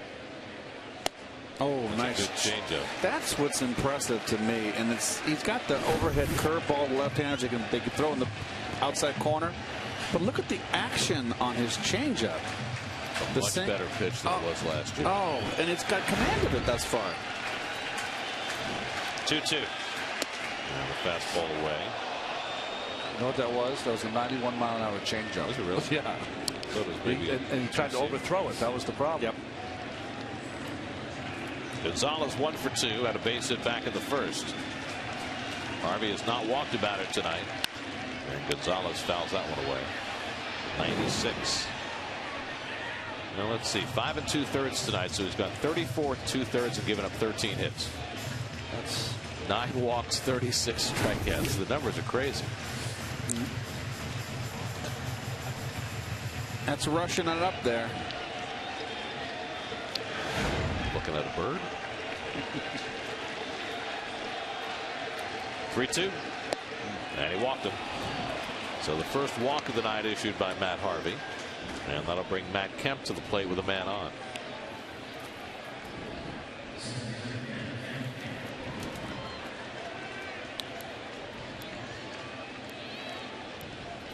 We had him 17 out of 21. This might be a guy you'd want to spin at first pitch because he's had a couple of fastballs inside. One broke his bat. He might be looking middle of the plate in, maybe starting it a little early. Kemp drove in the Dodger run with a first inning fielder's choice and a first pitch slider for ball 1.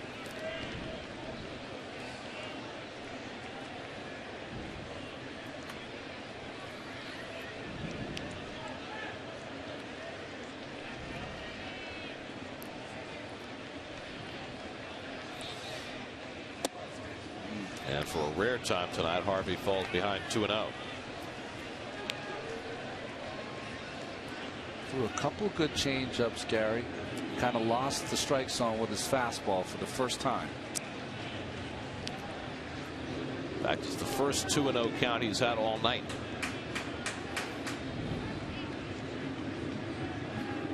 And Kemp hits one to deep right field. Back toward the corner goes Bird near the wall, and it's out of here. Oh, wow. Matt Kemp hitting one over the fence. Now they're saying it's in play, but that ball clearly went over the wall, didn't it? Yes, I saw it over. I saw it over too. The first base umpire Tony Randazzo gave a safe sign, but it appeared from here as though it was a home run. Let's check it. So that's out. Yeah, it bounced off whoever was standing there. Right. So someone tried to catch it down the line. Well, the umpires are huddling. It appeared as though the security guard touched the ball and it came back on the field, which would make it a home run. And the umpires are going to go and check the video review. It certainly would appear from here as though Matt Kemp has just hit a 2-run homer to put the Dodgers up 3-1. And we'll know for sure once the umpires get back from the review. Let's take a look. He probably want to get out of the way of this. He tries to catch it, clanks off his hands, chest. Out. It's out. And then comes back on the field. Yep, off his left shoulder. Yeah. Clearly above the orange stripe, into the hands of the security guard and back onto the field, and that is most assuredly a home run.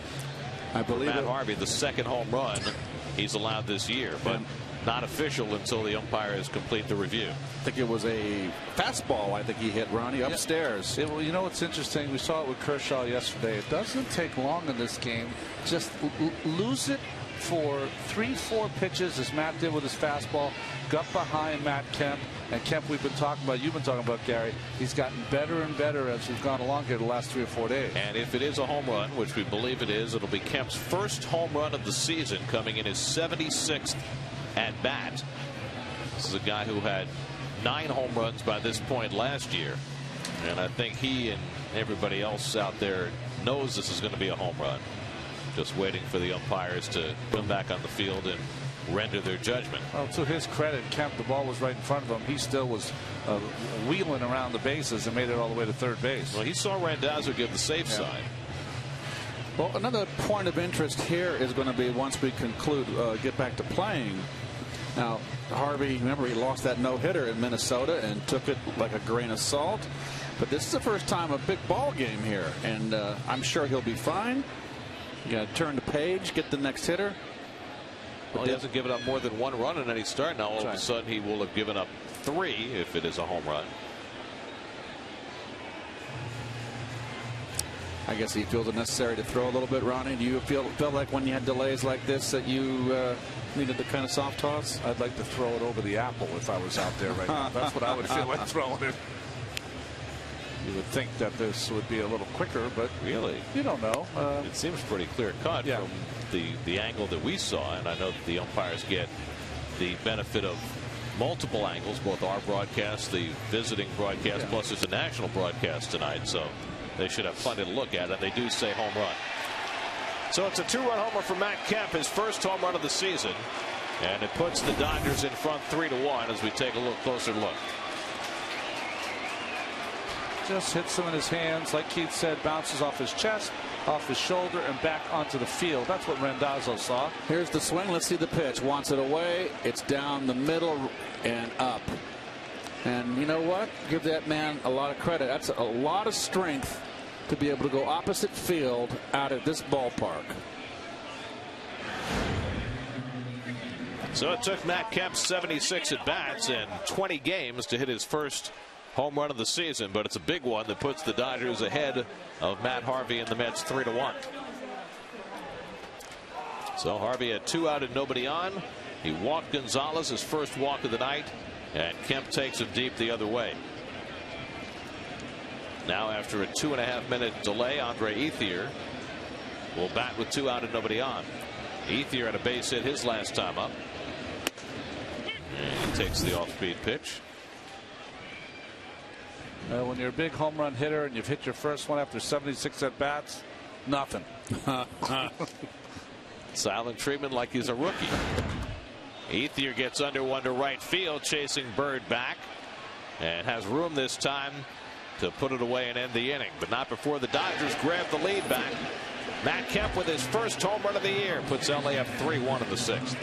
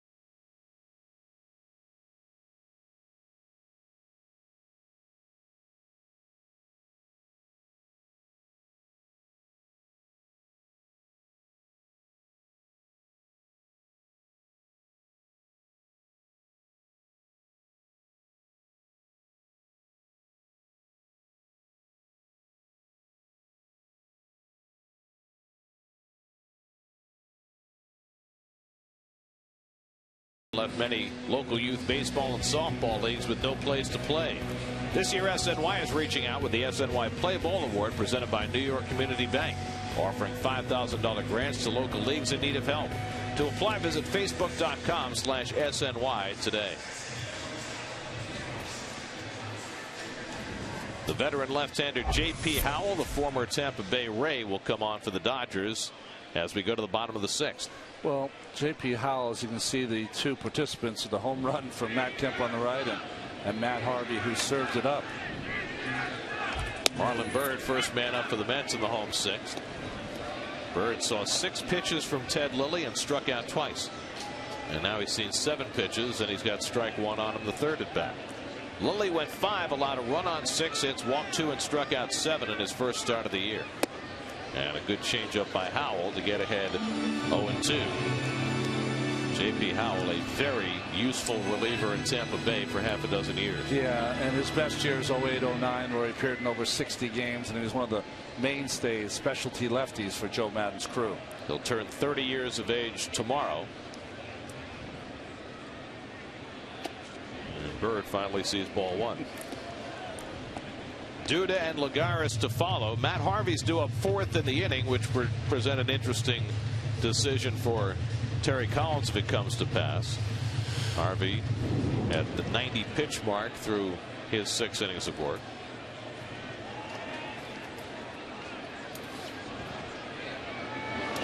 And Bird tries to lay off and held it in time. Tony Randazzo with the call. 2-2. You know, we came in on the open and we were talking about how impressed we were by Matt Harvey in that 7th inning of his last start. You see Bird check the swing. I think you did, Keith. Yep.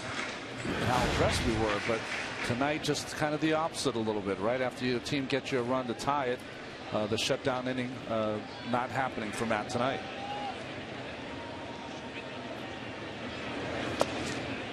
Bird lays off that slider, and it's a full count.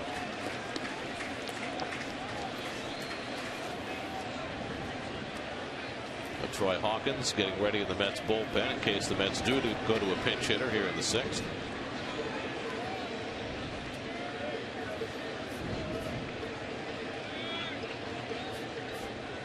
(3-2) and Bird slashes it foul.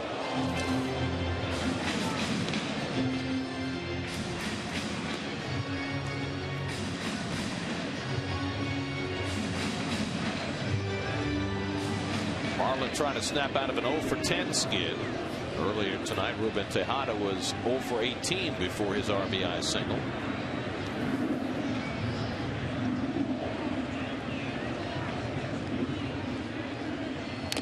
And Bird just got a piece.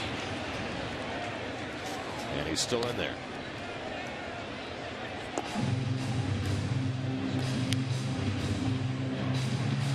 Ronald Belisario, who worked an inning last night. Dodgers got 4 scoreless innings out of their bullpen last night with only 1 hit allowed. We got some serious arms coming out of that bullpen late. And there's ball 4, and so Bird able to work his way back from an 0-2 count and get the tying run to the plate with Duda coming up. So Howell walks the first man to face him. Duda pulled the ball twice against Lilly tonight, a single and a double. Started the night 5th in the National League in on-base percentage. One of the reasons for that has been a startlingly high walk rate early in the season for Duda.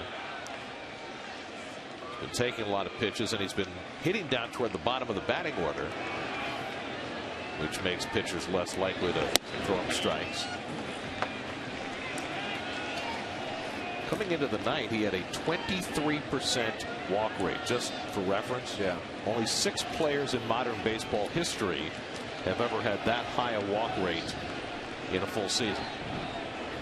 Ted Williams, Mickey Mantle, Mark McGwire, Barry Bonds, Jack Clark. That's it. It's not likely to last for Lucas Duda. And you don't want him to really be walking as often as he is, not when he can provide the power that he can. You know, I mean, he's hitting .313. Well, that's runners on, but I mean, he's hitting high, he's producing home runs. Maybe this is his style. I kind of tend to agree with Gary. I want him swinging the bat, but you know, like what Ralph Kiner said, he had to take the walk, but they weren't going to pitch to him.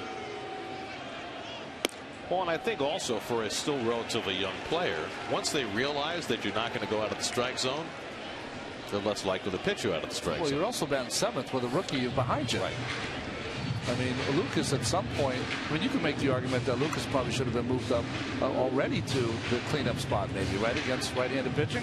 And Terry has been asked that several times, and he says right now he doesn't want to mess with Duda, wants to leave him where he's comfortable. But eventually, if Davis continues to struggle and Duda continues to produce, he might make that move. That all being said, I'd like to see him come out of his shoes right here. Well, Howell just walked Bird. Now he's behind on Duda 2-0 with Lagares, the number 8 hitter, on deck. Swinging, and he pulls it foul.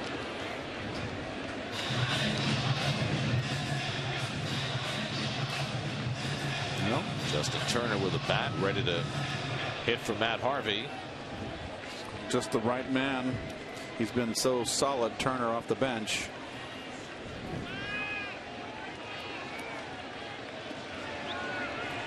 If Matt is done, it would be the first time this year he has not gone 7 innings. And it would be only because he's losing. Well, maybe he won't be losing after this at bat. Then he'll hit. Ask Ted Lilly. He's enjoying what happened after he left the ball game.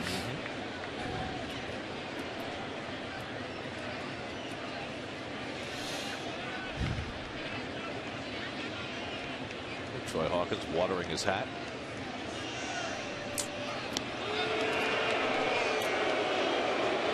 I can understand doing that on a hot day. Yeah. But when it's 50 degrees.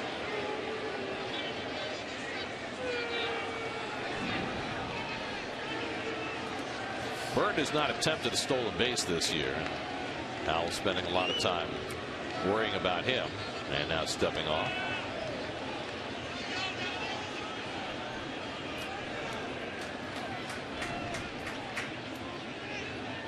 And Duda watches low and away. Now it's 3-1. There was a time when J.P. Howell was a guy who threw in the low 90s. Those days are long past now, and he just relies on guile. Well, I tell you what, if he walks Duda, you got to go out to that bullpen, bring in the right-hander. Sayonara. Then the Mets have Baxter and Valdespin to go to off the bench.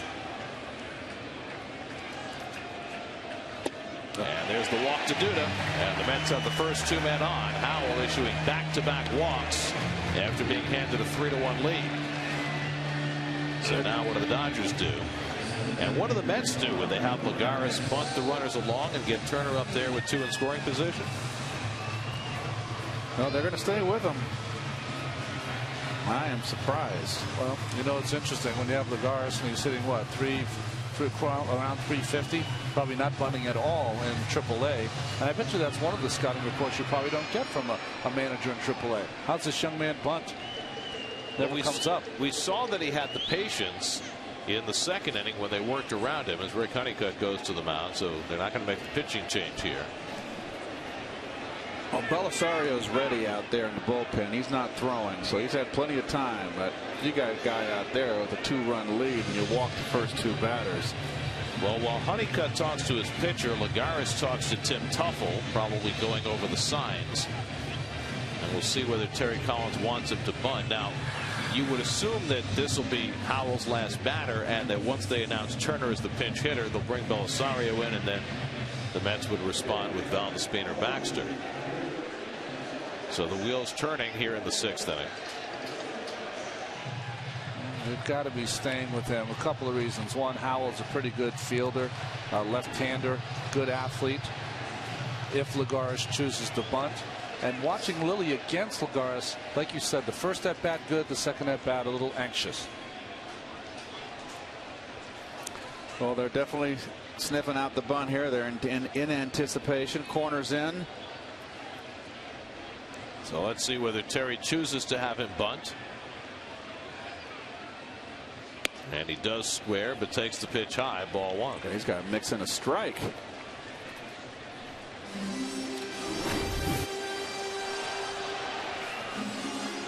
Well, you know, Keith, you did it with Tejada before. Did you let the young man have a swing here? Well, that would be rich, wouldn't it not? Well, with Harrison breathing down his neck, why not?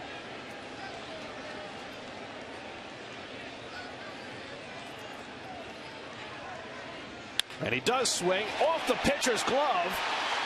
The play made by Punto, and they get the out, so it has the effect of a sacrifice as the runners move to 2nd and 3rd. Good call, Ronnie. And if that ball gets by Howell, that's a double play because they were guarding up the middle. The shortstop, look where he's playing. That's a double play ball right there. So that's the breaks of the game. So it's a 1-6-3 putout. Turner's announced into the game as the pinch hitter, and let's see if Mattingly makes the move to the right-hander. And here he comes. So Harvey's out of the game, and now Howell will be out of the game as well.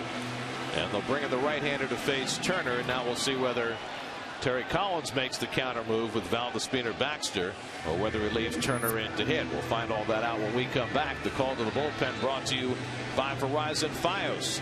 3-1 Dodgers in the 6th. We'll be right back.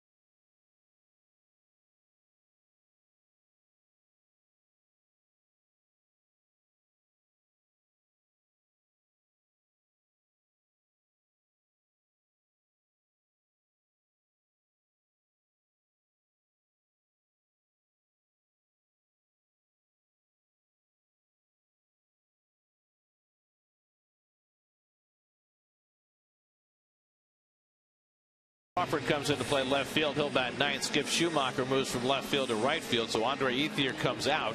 And the new pitcher, Ronald Belisario, will hit in the 5-hole. Well, we showed you these numbers yesterday, but he was outstanding. Belisario, 6 walks in 8 1/3 innings pitched. So it's going to be interesting for Turner and his eye on Belisario. Turner's going to stay in to bat and not go to the left-hand hitter. Mets have the tying runs in scoring position with 1 out. Dave Hudgens giving Turner an earful about Belisario, who worked a 1-2-3 inning last night. Turner's had 1 career at bat against him. So Harvey's out after 6 innings, allowed 3 runs and 4 hits.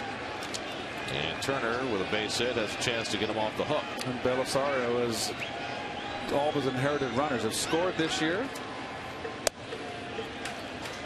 And that's what's new today. Remember when Howard Johnson, Ronnie, was batting coach, players coming over and looking at the book from the hitting coach. Where's the initiative? This guy's pretty basic. It's a sinker slider. Yep. And he falls behind on Turner 2-0 with Ruben Tejada on deck. It's a little bit different coming in out of that bullpen with ducks on the pond to protect. Nets are 1 for 8 with runners in scoring position tonight. Infield back conceding a run on a ground ball. And Turner punches 1 foul. The only problem you have here is that down 2 runs, a base hit is not going to be ensured that dude is going to score.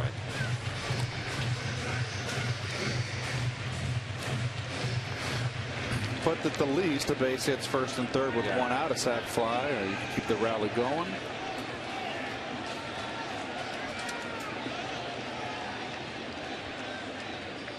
And Turner again fouls it off, and now it's 2-2.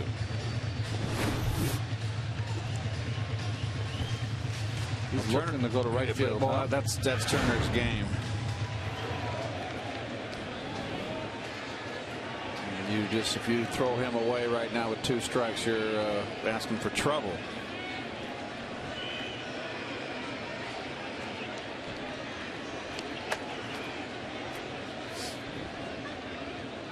Now the 2-2. And Turner lines one to center. Kemp moves over. Bird tags at third. He'll come in to score. Duda holds fast to second. The sacrifice fly by Turner cuts the Dodger lead to 3-2. Well, nicely done by Turner. He's just solved off that bench. He had the intention of going up the middle. 2 strikes protecting the plate. That's a line drive just right at him. That could have been the gap for 2. Good at bat. So a couple of walks, a ground out, and a sacrifice fly produce a run.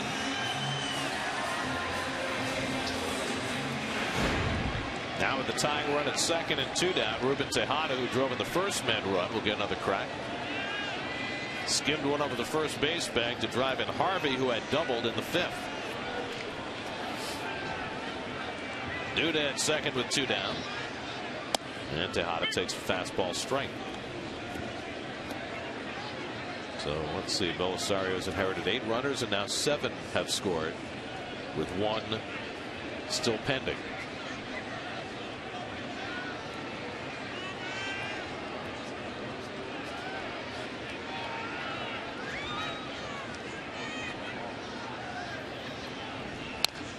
Good sinker.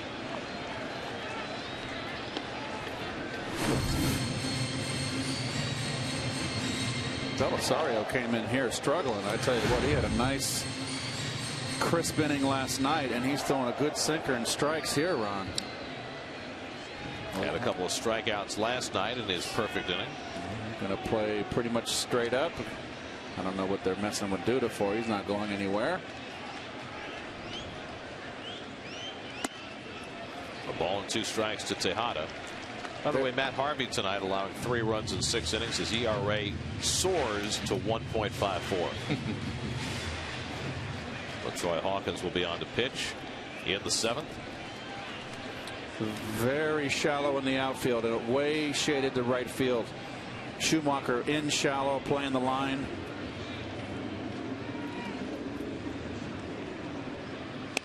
The only weak arm in that outfield is in left field. Well, Schumacher's so shallow, and he's got a good arm.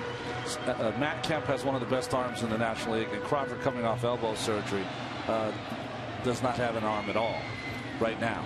So Tuffle would be very aggressive on a base hit to left field.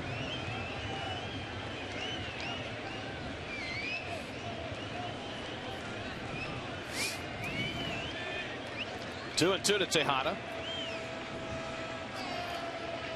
And Ruben watches outside. Again, he goes from 0-2 to 3-2. That has been Ruben's story. Well, with Ruben right now, with Murph in the on-deck circle, left-hand hitter, really the best average hitter on this team right now. Line drive hitter, hitting in the clutch. Belisario's got to go after him. Doesn't want to walk him.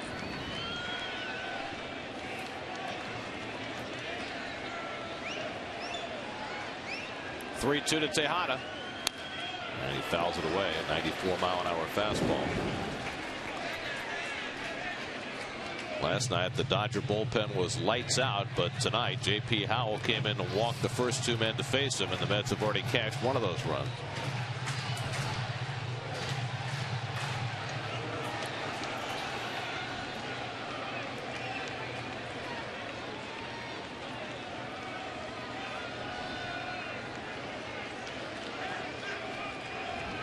Punto shading Duda back.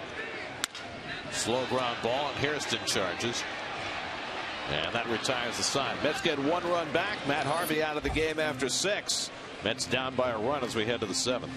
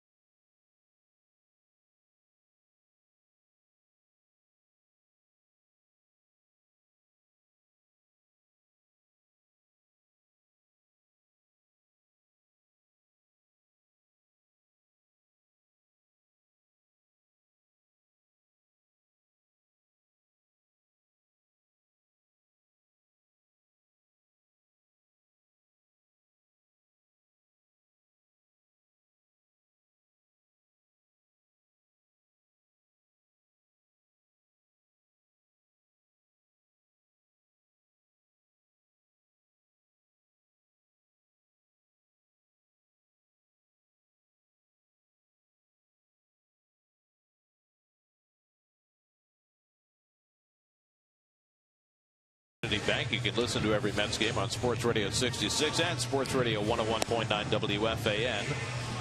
Tomorrow, day game. 3 games with the Phillies over the weekend. Then the Mets go to Miami and Atlanta on their next road trip starting on Monday. There are your city probables for tomorrow. Jeremy Hefner trying to keep the ball in the ballpark tomorrow against the rookie left-hander Hyun-Jin Ryu, who has pitched very well for the Dodgers over his first 4 starts. LaTroy Hawkins will pitch the 7th inning for New York.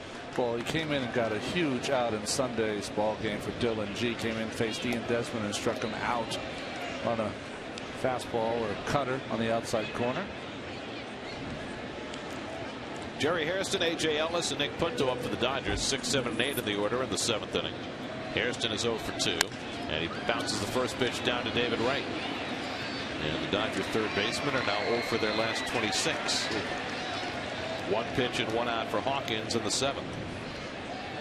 It's interesting. The guy that usually plays, not usually, but played third base a lot last year, had a big at bat for him last night, though, Juan Uribe. Even though it was just a walk, but still. I'll tell you what, when we saw the Dodgers last year, Luis Cruz was playing great.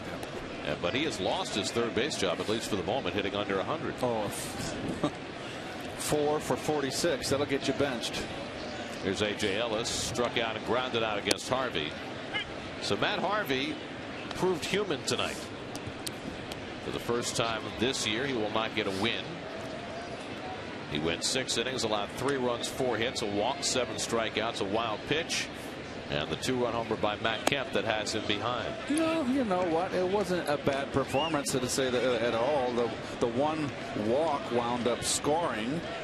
The one mistake to Kemp. He gets out of the ballpark opposite field. I think the walk to Gonzalez when he was ahead of him couldn't put him away. But that happens. It's a quality start. It's just that he had been so spectacular that anything less than that seems pedestrian. Thus are our expectation levels raised. You see that by Hawkins? Two times out of the 4 pitches here, he's quick pitched Ellis. Both of them have been balls, though.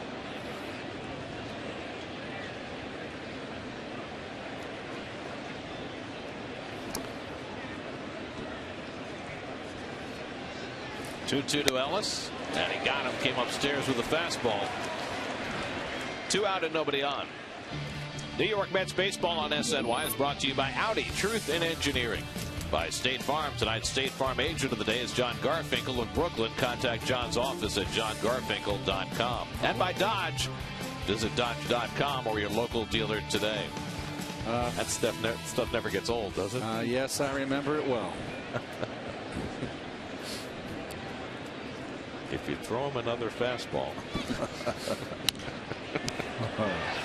We're going to fight.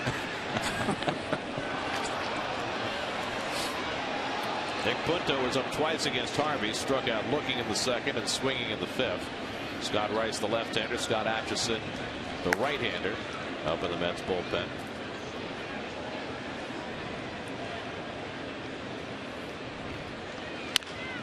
Off-speed pitch, grounded slowly down to Davis, and a very easy 1-2-3 inning for Hawkins. He threw just 8 pitches. 7th inning stretch. Mets have the big hitters coming up in the bottom of the 7th.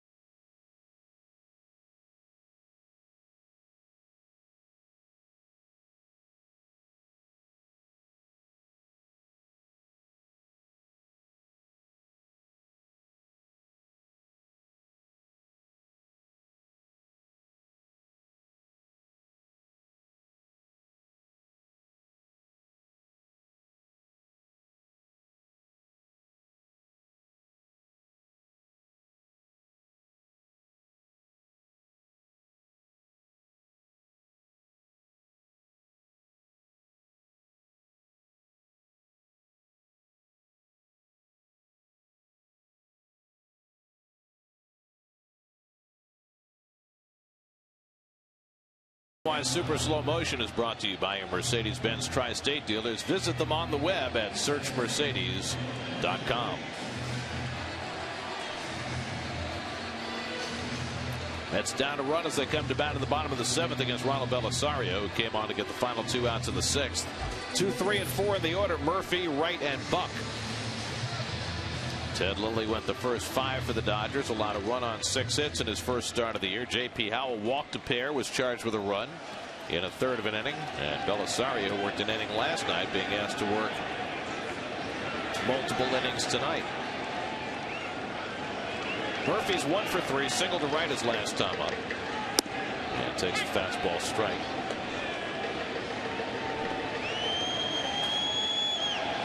Murphy's had 2 career at-bats against Belisario, 2 for 2.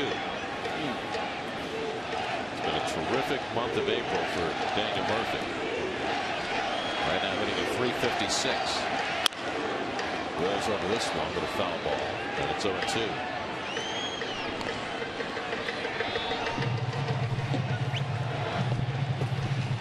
David Wright on deck, John Buck behind him.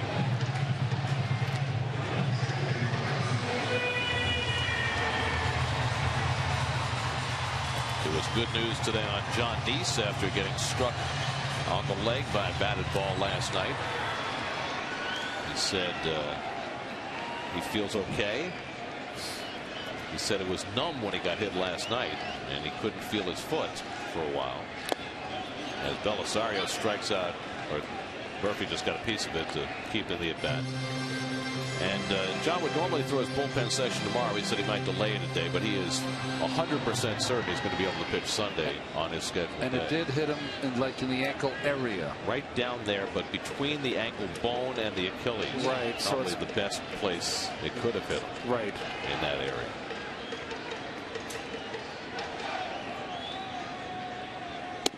I talked to John today. He said the doctors told him to hit right on the bone, he would have been in trouble as hard as that ball was hit.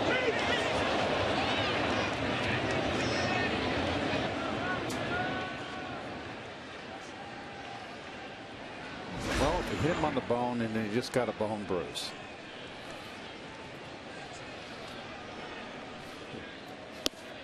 Strike 3 called. Murphy got caught with the fastball. So Belisario has his first strikeout in relief. Well, it's hard to believe that Belisario came in here struggling, right? When we watched the pitch, he hadn't thrown a ball over the knees. That one inside and came back over the plate. He's doing what he did most of the year last year. Kenley Jansen, another hard thrower up in the Dodger bullpen. Now here's Wright, who's flied out, walked, and taken a call third strike, 0 for 2.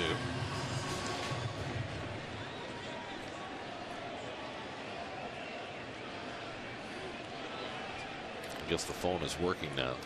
He still is acting very ginger with it, Rick Honeycutt. And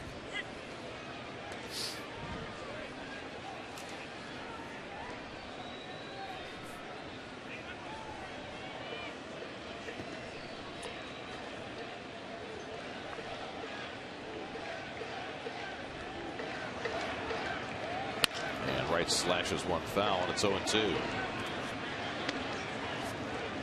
Just beyond their reach. Thank you. Okay, here Hi. Very nice.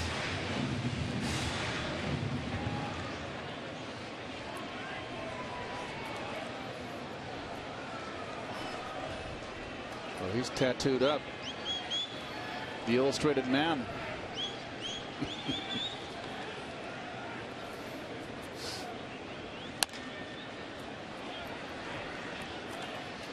Who was the relief pitcher that was tattooed almost all over his body? You remember? Justin Miller. That's right. Yeah. They made him wear long sleeves. Obviously, that rule has gone by the wayside.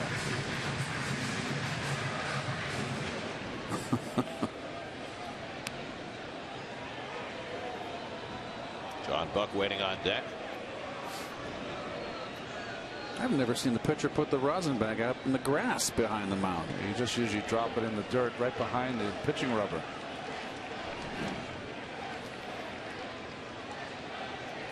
Unless it explodes on you. Gaylord Perry's puffball. to shortstop, and Punto slides over and throws out right 2 away.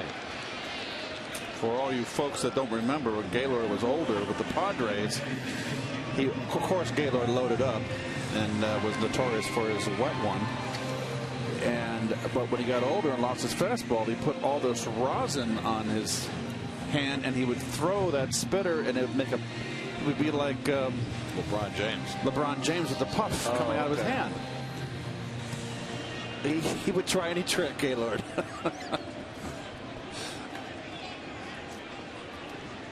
Now John Buck bats with 2 out and nobody on, and takes a strike. Of course, when the Mets had Turk Wendell, he went through his whole routine when he took the mound, and then would end up slamming the rosin bag down to the ground, which always drew cheers from the Shea fans. He's like Rybowski-like a little bit, right? Charging up the hill.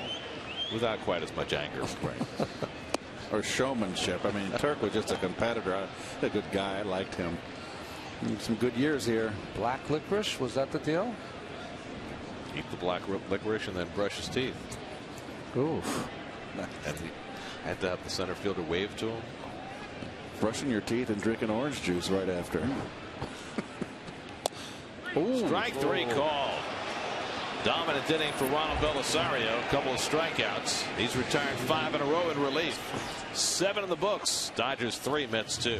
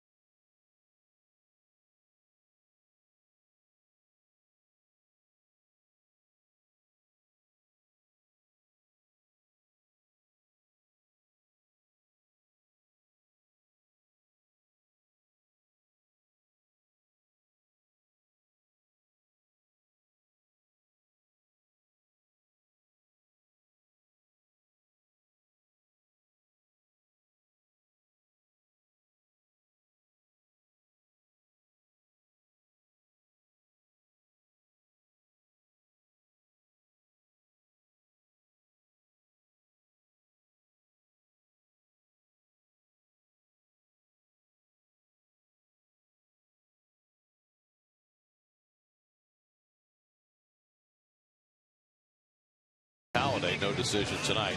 Scott Rice comes on in relief for the Mets as we go to the 8th inning. Well, Rice's last game, of course, is the 3-0 count to Jason Worth, and he got the double play after struggling with his control. You can see he's got 6 walks to go with a 6K. It's not a good number. 188 against lefties, though, and he's got 2 lefties to start off this inning with Carl Crawford and Skip Schumacher. Crawford up for the first time, came in on a double switch, went 0 for 5 last night. And Rice throws a first pitch fastball for a strike.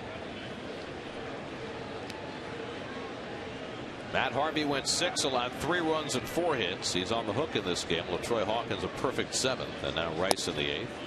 And the slider outside, a ball and a strike. seen Rice a lot now. He features a sinking fastball, a sinking changeup that comes out of the same spot as that, and a little slider. He's got the deceptive motion, and he's also around 6'8". Hit sharply, and Tejada with another backhand play. That's 3 of them in the same spot tonight. And he throws out Crawford one away. Well, Ruben's glove has been sparkling this homestand. Oh, bad hop, too.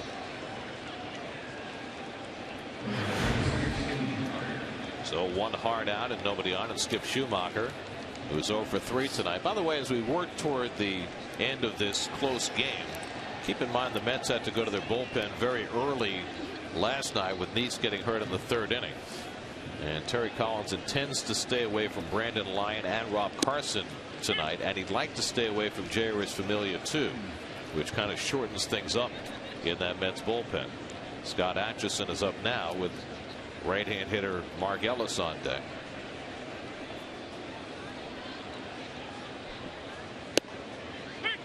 And a 2-strike count on Schumacher, so Wright's come out throwing strikes tonight. Kenley Jansen getting ready for the bottom of the 8th inning for the Dodgers.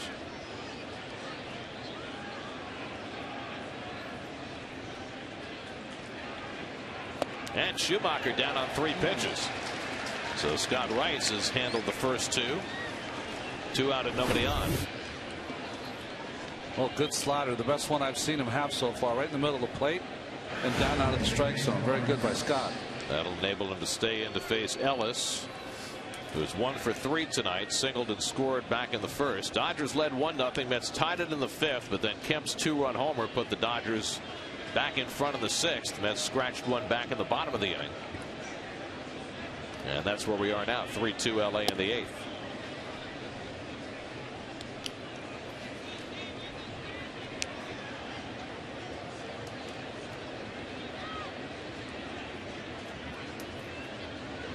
Mark Ellis last night had his 3rd career multiple home run game and his 1st in 5 years. Adrian Gonzalez would be next. I found it interesting. I think one of the stats was every time he's had 4 hits or had a multi-home run game, his team has won. Makes sense, doesn't it? I would hope that most of the time that would happen. Of course, last year we saw Scott Hairston hit for the cycle and the Mets lose by 9 runs. That's right. Was that in Colorado? Colorado. I think it was 18-9. A roller for Tejada. And a very strong inning for Scott Rice as he sets him down 1-2-3. Now the Mets come up in the bottom of the 8th with Ike Davis to lead off, down by a run.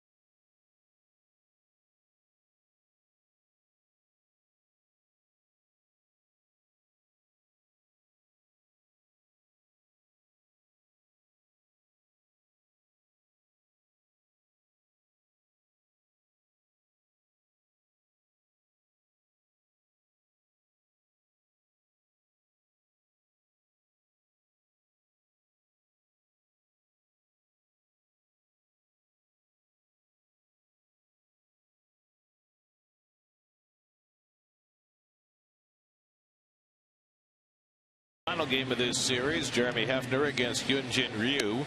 12:30 the coverage tomorrow. Mets and Dodgers right here on SNY.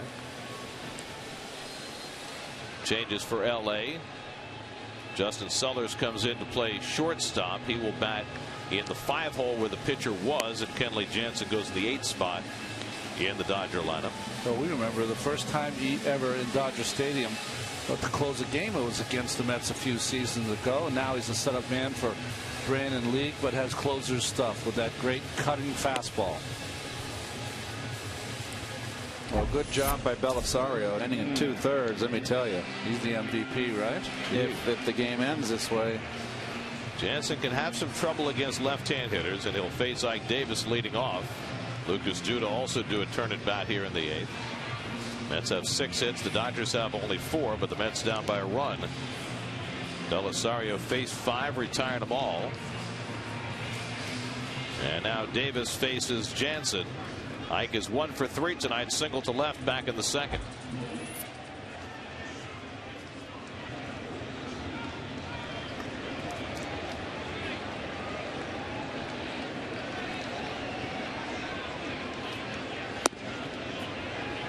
There's that cutter from Jansen for ball 1. Marlon Byrd on deck, and then Lucas Duda for the Mets in the 8th. Mets are 1-3 in 1-run games this season.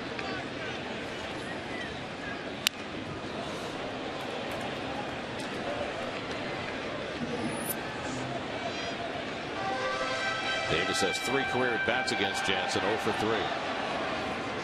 In fact, the Mets have only 2 players who've ever had a hit against Jansen. Murphy has 1. Valdespin has 1.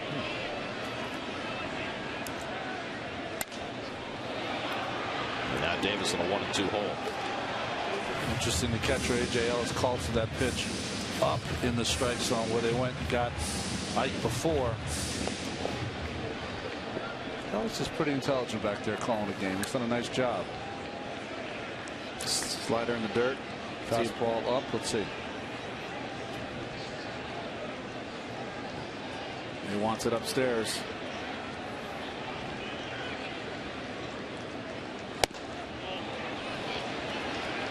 Two and 2.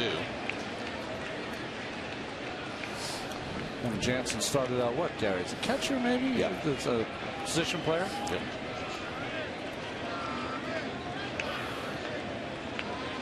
Started out in 2005, didn't become a pitcher until 2009. Mike lofts one down the left field line. Crawford over near the sidewall, but runs out of room.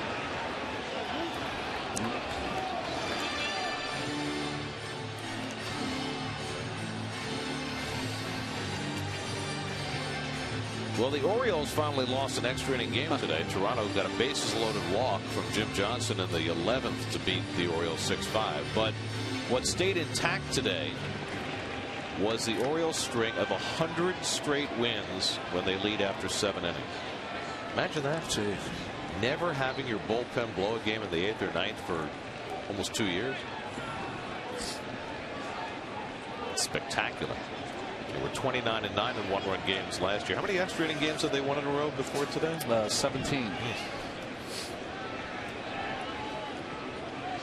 And they say it couldn't last. Foul tip held by Ellis, and Davis is out on strikes for the 2nd time. That's 10 strikeouts for Dodger pitching tonight. High fastball, and Ike's been under. And that's what they've been trying to do to him. Bell tying up. Well, there's a scorecard for you. It's nice to see, isn't it? It's a dying art, except in Keith's hands. No. It was very messy scorecard in my mind. That is 4 straight games, by the way, where the Mets have struck out at least 10 times, which ties a Mets club record. Most consecutive games striking out 10 or more. Here's Marlon Byrd, responsible for 2 of those strikeouts, and he takes ball 1. And this is a rarity here. Don Mattingly, a first baseman, of course, a corner infielder. Look at his corner infielders here. He's got him guarding the line. 1-run lead. 8th inning. Don't see that a lot in today's game. Bird walked and scored a run his last time up in the 6th. You can see Marlin's frustrated. He's just getting some pitches to hit when you're going bad and you don't feel good, and you get a pitch that you know you should hit and you foul it back. It's just, it gets frustrating.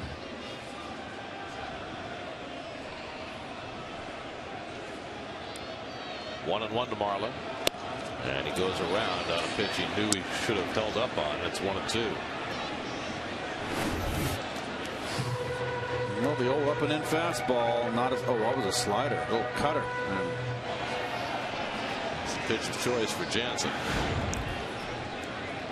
Bobby Parnell getting ready in the Mets bullpen, hoping there's a save chance in the ninth, but the Mets need to do some damage against Jansen. And that cutter misses high, 2-2. He laid off that high one.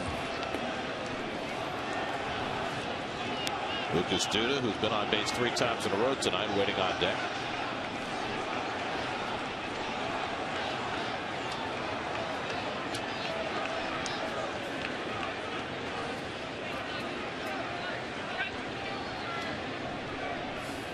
Now the 2-2 from Jansen. A drive in the air to deep left field. Back goes Crawford to the warning track. Looks up and it's off the wall. Bird heads for second, and he is in sliding with a 1-out double. Now Bird had been 0 for his last 10 and finally got himself a pitch to hit, but went off the wall. Cutter, inner half. Crawford wisely backs up there and plays it off the wall.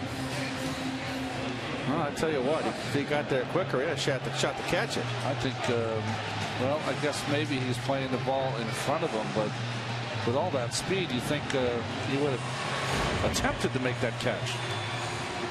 So now the tying run at second. Lucas Duda, the batter. Jordany Valdespin's come out on deck to pinch hit for Juan Lagares. Duda tonight 2 for 2 and a walk, a single and a double. No one up in the Dodger bullpen. Jansen's been their setup guy. Brandon League is their closer. How about swinging first pitch for a change? He takes that cutter for a strike.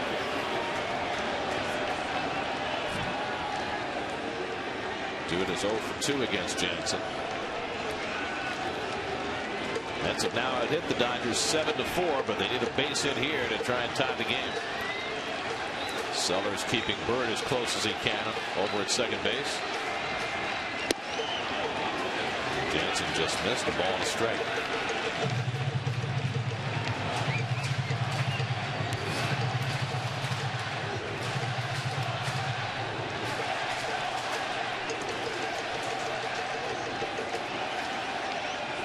That's looking for some late inning thunder against Kenley Jansen.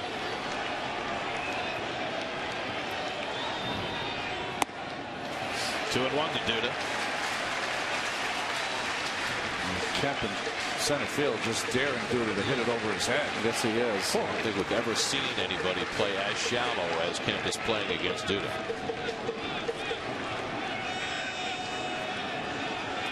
Two-time Gold Glover has a lot of confidence in his ability to go back with the ball. But Duda's already hit a rocket over the right fielder's head tonight.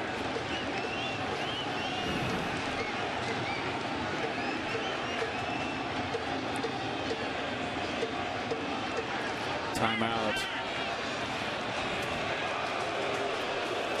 Sorry, I got involved there. You calling timeout now? Were you raising your hand? I called timeout. And there it is from dead central. Boy, it sure looks like he's 10 feet behind second base, doesn't it? Yep. That foreshortening effect. 2-1 to Lucas. And he pops one foul. Ellis back for a look. But that's in the crowd. 2-2. Well, that's the gamble, isn't it? That Kemp is shortening up in case there's a base hit that'll play at the plate. But you've got to be awfully fast to go back on the ball just in case Duda catches one. Bird's got good speed. And if you get a base hit and you keep him at third base, still are in an RBI situation, and now you have the go-ahead run on base. Valdespin ready to bat for Lagares.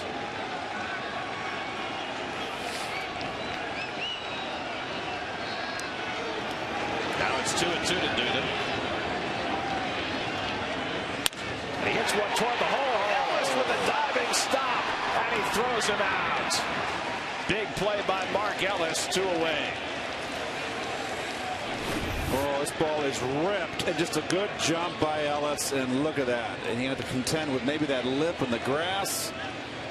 This is just a nice play. With the bat last night and the smother today. Yep, that is a fine play. Well, he's 35 years old. May not have the range that he used to, but you know, you watch Mark Ellis long enough, you understand why he's been on winning teams. Now Bird, the tying run at third base with 2 out. Jordany Valdespin has been announced as the pinch hitter. Rick Honeycutt out to talk to Kenley Jansen. Well, we saw Hudgens before with the scouting report for Justin Turner near the bench. Well, this is the pitching version of this. Honeycutt coming out, really relayed the scouting report to A.J. Ellis, who's now relaying it to Kenley Jansen.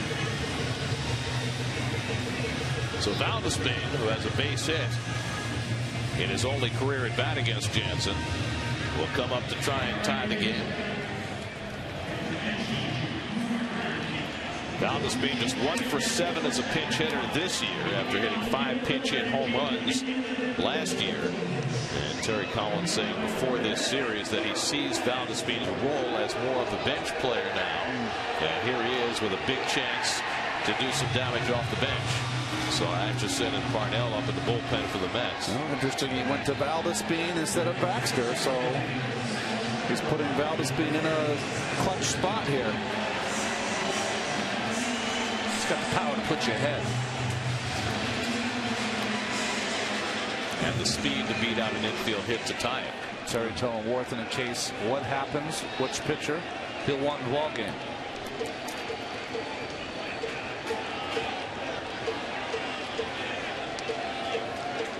Parnell if it's tied, and Atchison if it's not.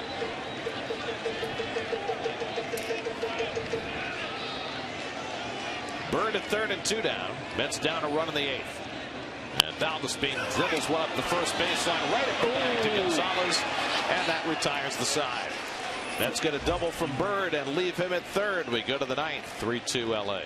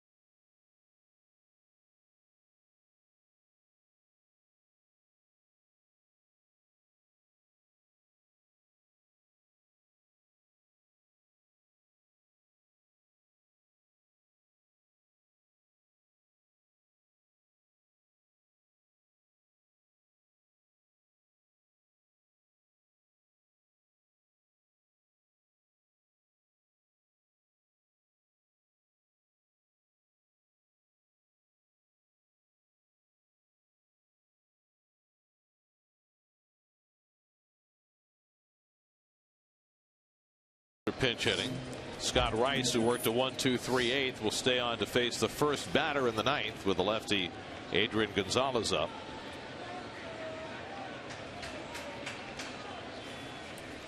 Kenley Jansen able to work around that long double by Marlon Byrd and get the Dodgers out of trouble in the 8th. Setting it up for Brandon League, who's getting ready now in the Dodger bullpen. Gonzalez 1 for 2 and a walk. He scored in front of the Kemp home run to put the Dodgers in front of the 6th. And Rice missing inside, ball 1. Mets have gotten 2 perfect innings out of their bullpen so far, 1 from Hawkins and 1 from Rice.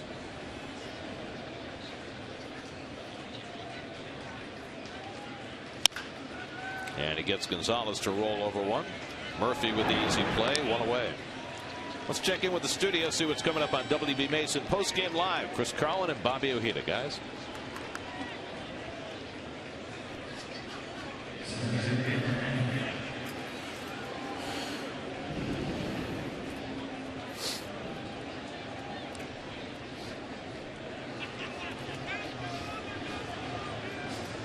All right, guys, Mets will make a pitching change here. Rice did his job, retired all 4 batters, and now Scott Atchison will come in to try and get the right-hand hitters out. 3-2 LA in the 9th. We'll be right back.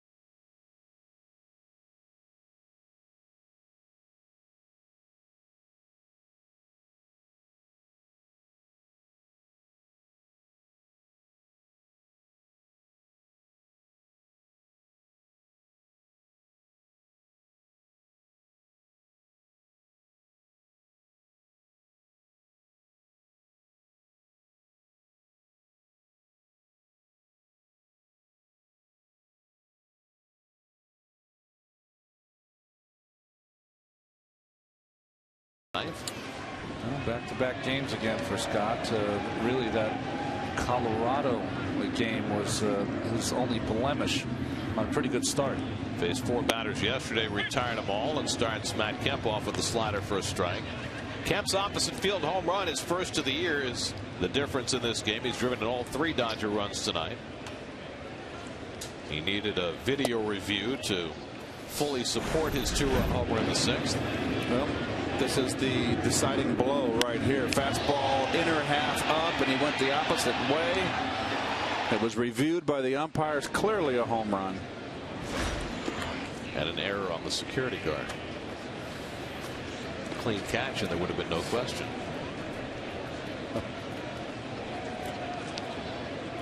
Well, that's a distinction right there. First player with 3 RBIs against Matt Harvey. Yeah. 2-2 to Kemp. Well, think about it. Harvey's now given up 2 home runs this year. 1 hit the foul pole. That's right. And 1 just dunked over the fence to the opposite field. Both to right field. One was obviously a left-hand hitter. Morneau breaking up the no-hitter in Minnesota. And Kemp gets some chin music. 3-2. Nothing wrong with this.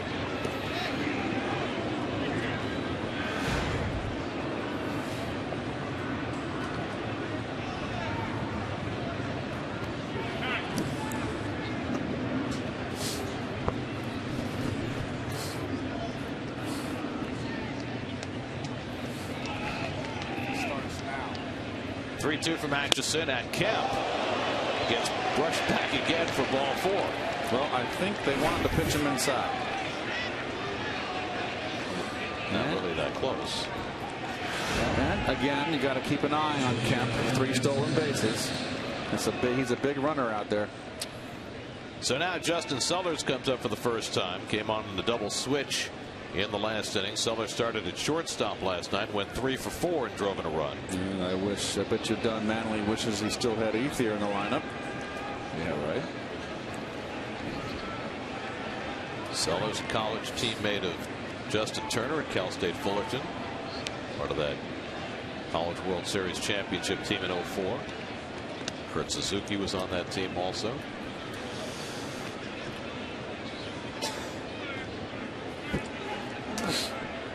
Sellers, of course, had the 3 hits last night.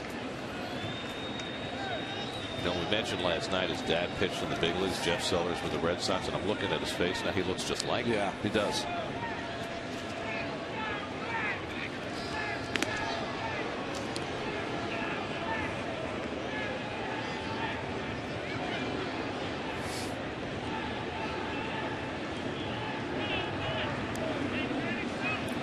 Brandon League, the Dodger closer, adjusting the sleeve.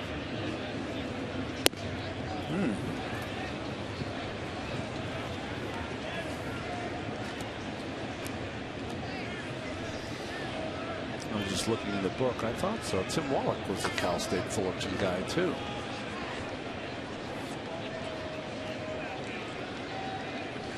Davis holding against Kemp.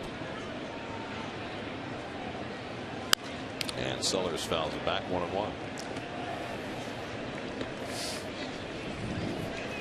Coming up tonight on Geico Sports Night after the post game, the draft is on tap. Knicks doing well in the playoffs, and the hashtag, of course, is SNY Sports Night tonight after the post game, only on SNY.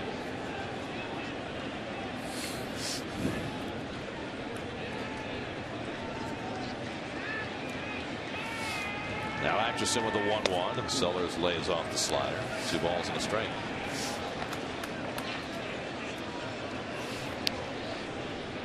The first time that Atchison has been struggling with command this season. I'd send Kemp here. Have Sellers sit behind the runner. Perfect little hitter to do it. Choking up on the bat. Hits one out to right center field, chasing Bird deep in the gap, and Bird runs it down. Nicely done by Marlon Bird. He had to go a long way for that ball for the second out. Well, this is the second time we've seen Marlon run a mile for a ball. He can still get it up there and run. The veteran, nice play. The large guy who can run. He's a center fielder for most of his career. And he's made a couple of fine plays going back in the gap in this series. So now 2 out. Kemp still at first, and here's Jerry Hairston, who's 0 for 3.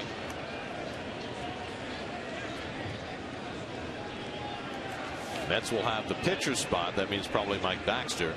Then Tejada and Murphy due up in the bottom of the 9th. And if anybody gets on, David Wright. Well, the veteran Atchison here is very much aware of possibility of an attempted steal here. That is a big run to keep from scoring here.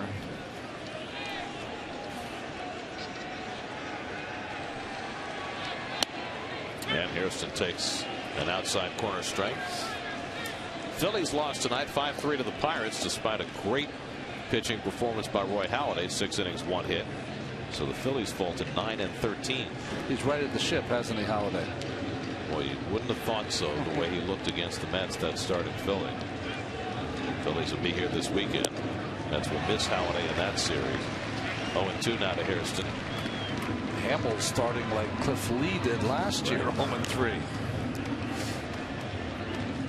I think he'll be okay. Yeah. Well, that's what we said about Cliff Lee, too. Well, he was okay. He was okay. He didn't get enough wins. Tonight the Brewers go for their 10th straight win. What a story that is after a 2-8 start there in San Diego tonight. Going for 10 in a row. That's one of those where everyone is contributing too. Even got Gene Segura stealing first base. It's the 0-2.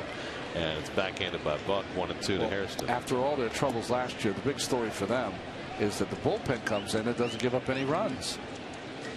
The Reds won 1-0. That was Latos against Samardzija. Did I pronounce that correctly? Samardzija, yeah, he's he's one of the hard throwers who finally has appeared to kick it in gear for the Cubs, who've got good starting pitching, but little of anything else. Toward the hole, Wright cuts it off, goes the short way, and that ends the inning. So a great job by the Mets bullpen. 3 hitless innings. Now the Mets will try and win it in their final turn at bat.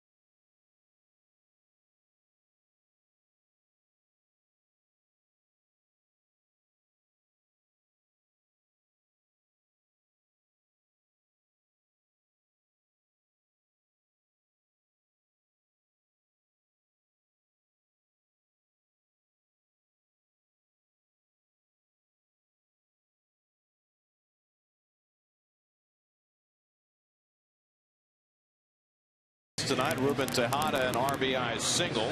That's got their other run on a sac fly by Justin Turner.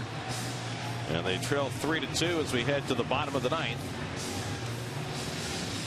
Mike Baxter will pinch hit against the Hawaiian Brandon Lee, trying to save his 6th for the Dodgers. All-star a couple seasons ago when he had 37 saves for Seattle. And Baxter fouls the first pitch he sees. It'll be Baxter, then Tejada and Murphy for the Mets in the last of the ninth. Dodgers picked up Brandon Lee last summer at the trading deadline from Seattle for a couple of minor leaguers. 15 saves last year. Baxter pops one up behind third. Crawford angling in near the sidewall, but runs out of room. Boy, I tell you what, there's not a lot of foul territory when that angle comes out where the tarp is. And that just saves so many hitters from an F7 or an F6 on your scorecard. Didn't have that at Old Shea. You also have virtually no room behind home plate, so right. Those F2s are very rare.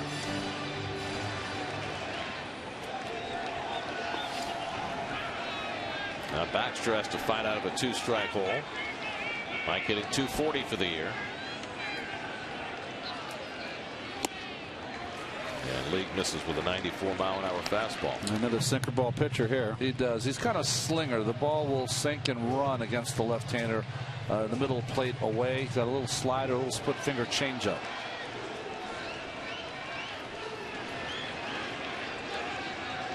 One-two coming to Baxter. And he missed with it. 2-2.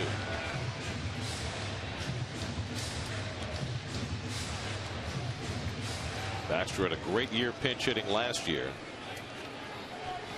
Trying to translate that into pinch hitting success this year. So far 1 for 4. 2-2. He fights one into shallow left. On comes Crawford, and he can't make the sliding catch. Baxter trying for 2. The throw by Crawford, not in time. A hustle double for Mike Baxter.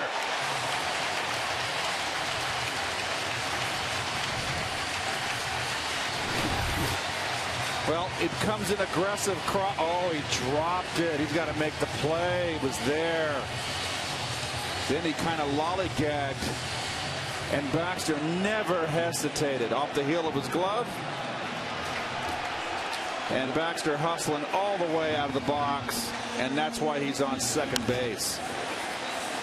On the craziest last day of the season in 2011, the Red Sox got knocked out of the playoff run on a similar play. Papelbon on the mound and a dunker to left field that Crawford could not make the play.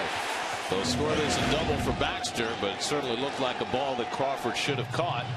So now the Mets have the tying run in scoring position and nobody out. And we'll see if they bunt with Tejada here with Murphy and Wright behind him. Well, a similar situation back in the 5th. He let Tejada hit, and he got a base hit. I got to believe he's going to bunt him here. Corners are in. Tejada gives himself up. Gets the bunt down. League will have to go to first with it. And now the tying run is at third base. 1-4 on the sacrifice for Tejada. And now the Mets are a fly ball away from tying it. No, in at the corners. He deadened it enough. He did not have a shot at third. No way. Brandon League is not your overpowering strikeout closer, and that benefits the Mets in this situation where you need contact to try and get that run in. I mentioned it before, Jansen has probably the best stuff of the relievers. The infield comes in. Murphy's 1 for 4. And he takes low and inside for ball 1. Well, you got to bring the infield in here. Got the right man up. The next 2 guys in the lineup are your big RBI guys. Right on deck, Buck behind him. Murphy's gotten the job done. 4 out of 4 with a runner at third and less than 2 out. And League is now behind him 2-0. Well, it's a good matchup for Murph. Sinker ball pitcher, low in the strike zone. Murph with a nice low ball hitter. If you're the pitcher here, you want to throw something in, try to jam him, get a pop up. Baxter the tying run at third. And Murphy pops one up in foul ground. Hairston over near the stands, and he makes a brilliant catch. Oh my goodness! An incredible play by Jerry Hairston Jr. as he got to the railing. A huge play for the second out. Oh, this is as good as it gets for a corner infielder, any infielder near the wall, when it means something. Ball's not in the air, hasn't got a lot of time. That is just a fine play. And what a great job. That little glance just to see where he was. Wow. That is a potential game-saving play by Jerry Hairston Jr. It leaves the Mets down to their final out. Well, not much elevation here. That's just a great play. So now it's left to David Wright. Tying run at third and 2 out. And David Wright's one into right center for a base hit, and the game is tied. Baxter's in to score. It's 3-3. Wright wastes no time. Drives in his 16th run of the year, and the game is even in the bottom of the 9th. Well, RBI situations always fastball, first pitch fastball. No sink on that ball at all. And David goes right up the middle. That's his strength. And stays clutch. Now, before that at bat, the Mets were 1 for 12 with runners in scoring position tonight. Right, though, with the big hit. That gets Harvey off the hook. And now the winning run at first with 2 down, and John Buck the batter. Good time to try to steal a base. Buck is 0 for 4 tonight. Has struck out 3 times, and League misses outside. So League suffers his first blown save of the year. Well, nicely done by Baxter. He should have been out, though. Crawford just missed that sinking line drive to lead the inning off. like League had gotten a huge break with the play by Hairston, but Wright able to get the big hit to pick the Mets up. That lets you know something if you're David Wright and first base coach Tom Goodwin. Not a very good move there by League at all. So you can get as big a lead as you want.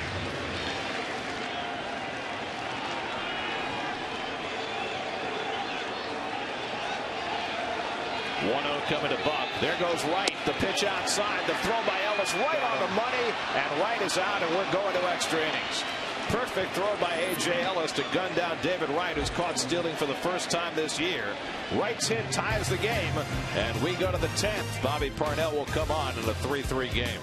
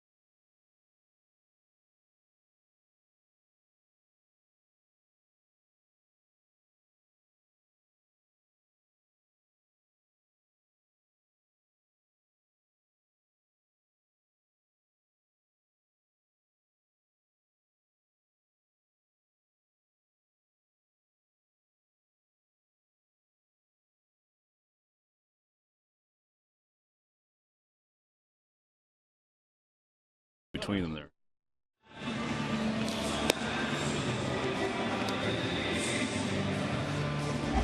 Bobby Parnell will pitch the 10th inning for the Mets in their second extra inning game of the year. Well, of course, when you have a tie game in the 9th inning, you're going to bring in your closer, see if you can get an inning or two. Bobby last pitched Sunday, a 1-2-3 inning against the Nationals. He's been outstanding so far this year. They'll face the lower third of the Dodger batting order. A.J. Ellis to lead off, then the pitcher spot, and then Carl Crawford in the 9-hole.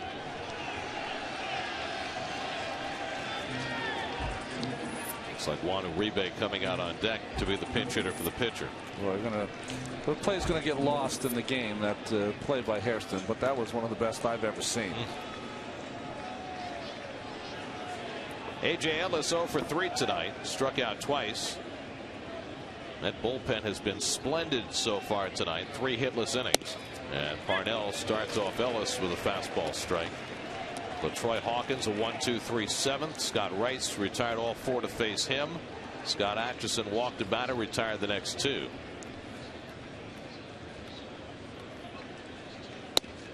And Parnell quickly ahead on Ellis 0-2.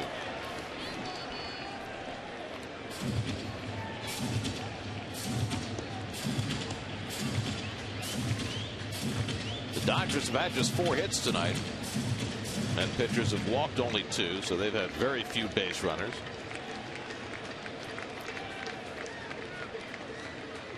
And the breaking ball hit foul. Matt Harvey now a no decision for him. 6 innings, 3 runs, 4 hits. Walked 1, struck out 7. Mets were down from Matt Kemp's home run in the top of the 6th until 2 out of the bottom of the 9th when David Wright's base hit tied it. And into Ellis. Hello. Just checking if you're wide awake. He is. Helmet high. That was scary. That ball, he didn't really move until that ball was by him.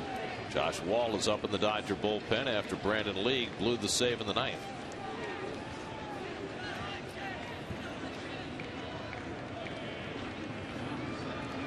Trying to finish him off with a curveball, but he missed with it. 2-2.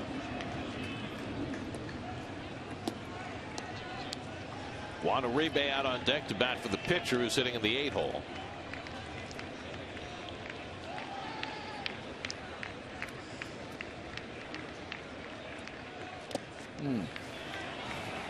Now it's a full count.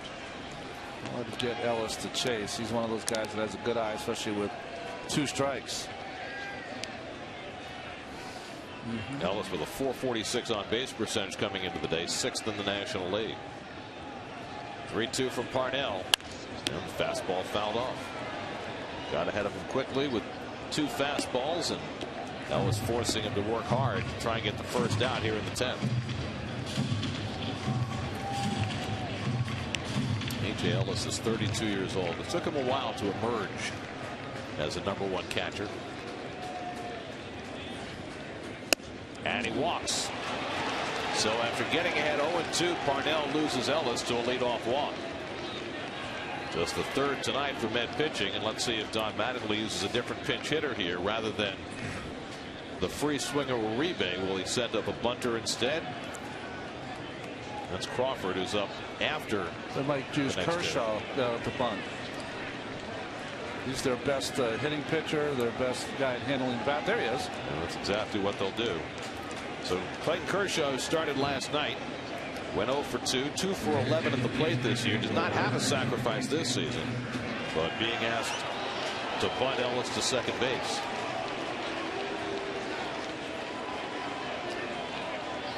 Well, the Mets are going to always be very aggressive, dicking David Wright right down his throat. So you got to bunt to the first baseman, Davis, who's got to hold the runner on. Ellis not a fast runner at first. Parnell sells one high.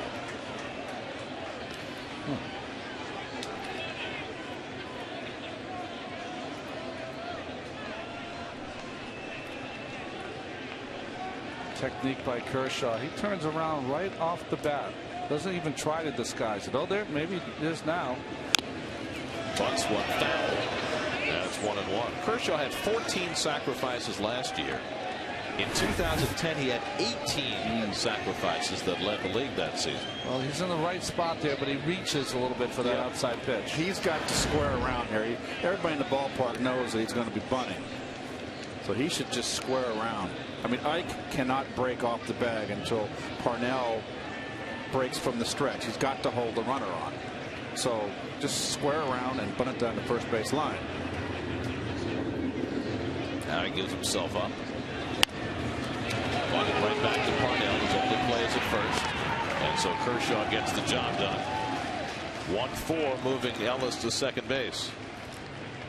It's such a good bunt. No shot at second by my eye. Let's see on the replay. Well, 2 bunts back to the pitcher, but deadened nicely. No play at second.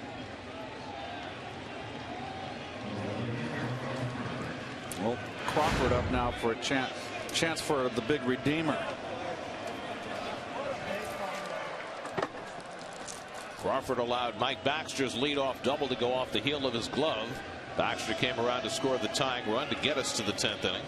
And now Crawford trying to untie it with Ellis at second and 1 out. Crawford 0 for 1 tonight. Came off the bench in a double switch, grounded out to short in the 8th.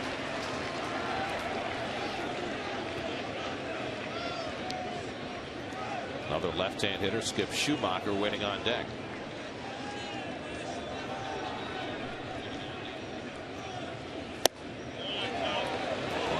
This is just off the plate, 1-1.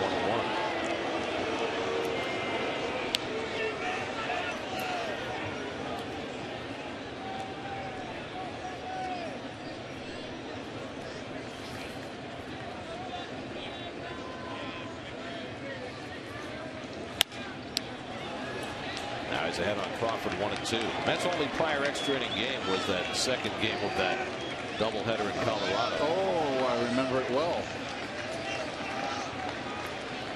Mets lost that one. That was a balmy evening, wasn't it? Yeah.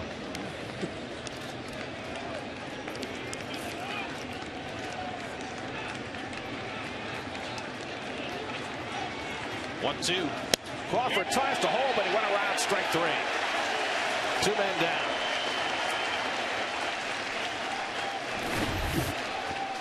Well, good fastball upstairs by Bobby. And yes, he did go. Called by the home plate umpire, Mark Wegner. 10 strikeouts for Met pitching tonight. So Crawford can't find the redeemer. It's left to Skip Schumacher, who's 0 for 4 tonight. Schumacher just 3 for 27 to begin the year. It's a veteran hitter right here, though. Very dangerous hitter. Go ahead run at 2nd and 2 out. And Schumacher takes 96 miles an hour, ball 1. This is just a base hit. It's all you need to drive in the go-ahead run. And this is a little pesky hitter right here in Schumacher. Schumacher 0 for 2 against Parnell. And a slow ground ball for Tejada. And that retires the side. Parnell gets around the leadoff walk, and the Mets will come up in the bottom of the 10th inning with John Buck, Ike Davis, and Marlon Byrd trying to win it in their final turn.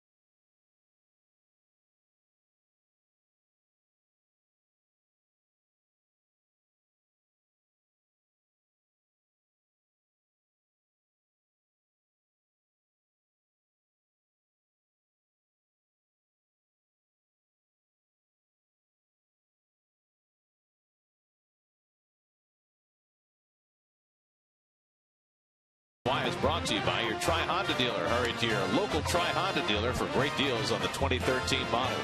By Verizon Fios Quantum Internet technology that makes you feel superhuman. That's powerful. By the New York Lottery. By Nissan. Choose Nissan today for great offers on the most innovative lineup ever. Shop at choosenissan.com. And by the NFL Draft Round 1 this Thursday, 8 p.m. on NFL Network.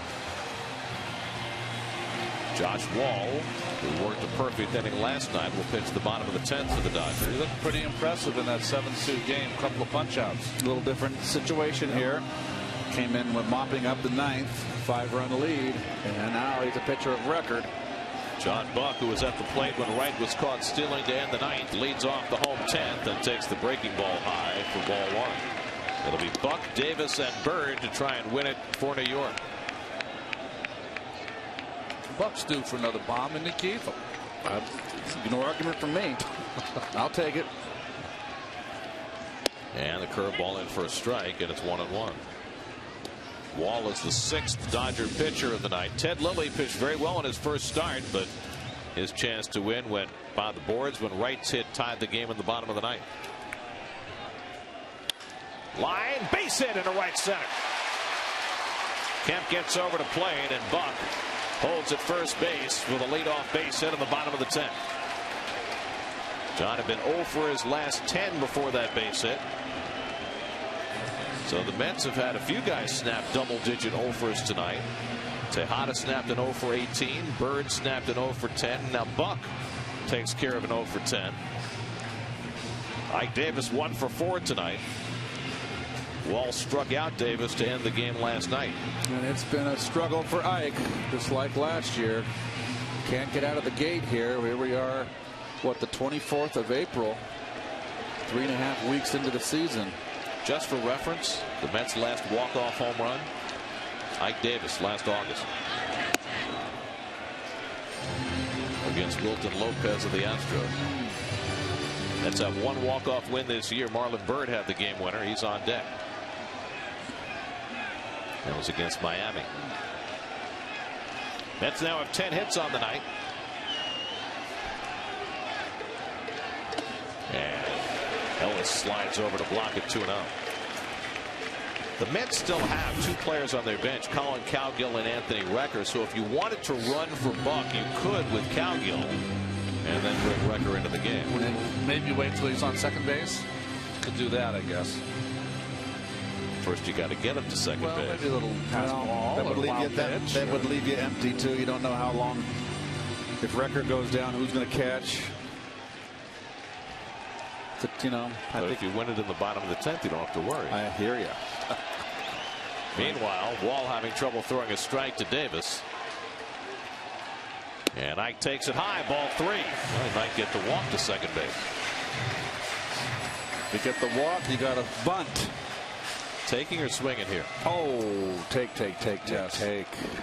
Let this young man stay out there a little longer. See what it's like. Looks like he's gagging. And he misses terribly for ball 4. Not even close on the last 2. And now the winning run moves to second base. No. Now do you bunt with Bird or swing away? You got to bunt. They'll walk Duda. You got Valdespin coming up. Absolutely bunt. The problem for Bird, if I were Tim Tuffles coming on to speak to Bird, I'd say, hey, Marlon, okay, you know we're going to put the bunt on. This guy can't hit the side of the barn.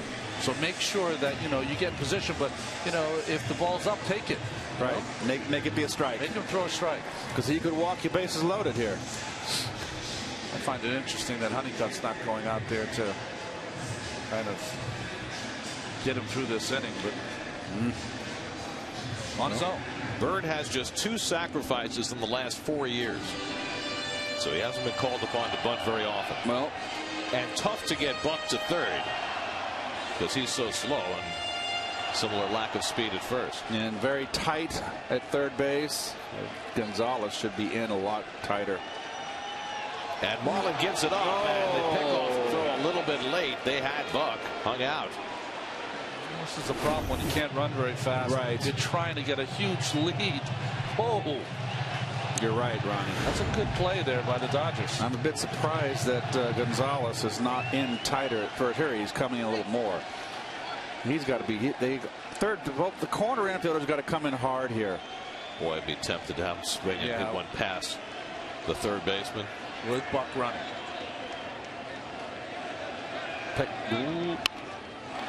Gets the bunt down on a pitch up and in. Gonzalez has to go to first with it, and now the winning run's at third base. Oh, that's a great job by Bird.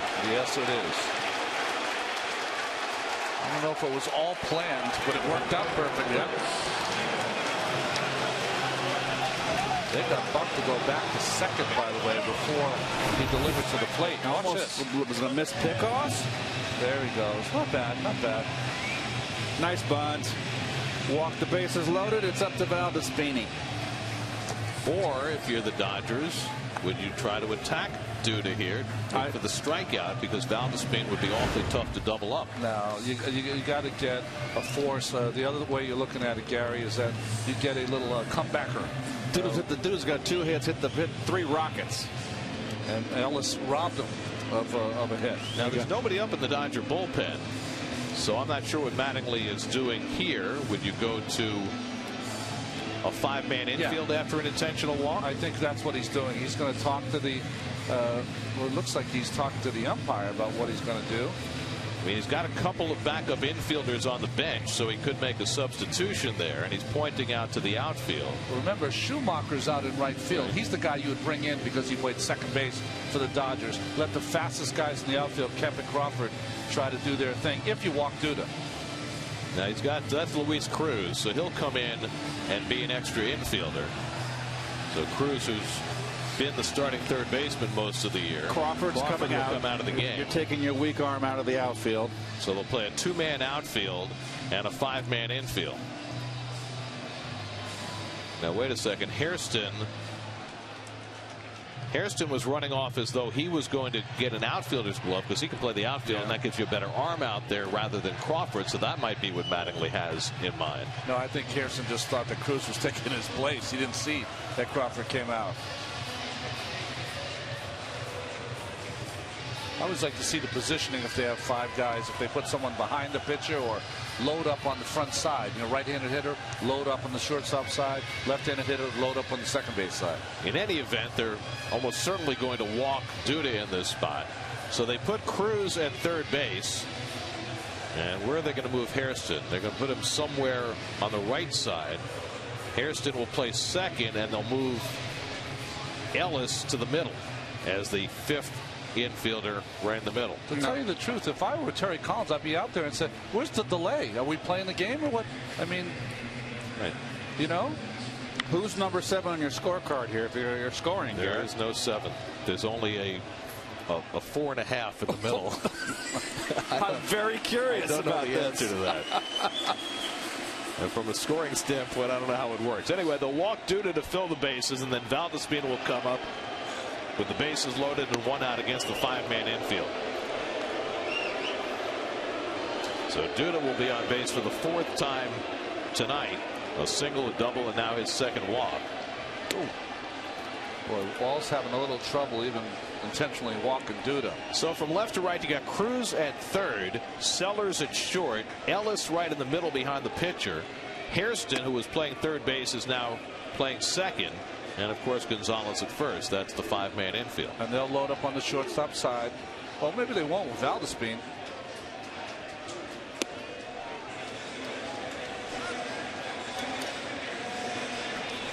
So now it's up to Valdespin. Fly ball can win it for New York. So you've got 2 outfielders out there, Kemp and Schumacher. Kemp is in left center. So we'll see how patient Valdespin is here. You got a pitcher, it's a little bit wild. Valdespin is a free swinger, and you can see the infield now all set up on the middle there. 5 on the infield. Actually, if you count the catcher, it's 6. Keith, remember Valdespin made an out on the first pitch he saw from Jansen in his first at bat. Grounded out to first base. Remember, Buck is the winning run at third, but he is not a fast runner, so it takes a pretty good fly ball to get him home. So the outfielder's not shortened up as much as they would normally be in a situation like this. So here we go. Valdespin with the bases loaded.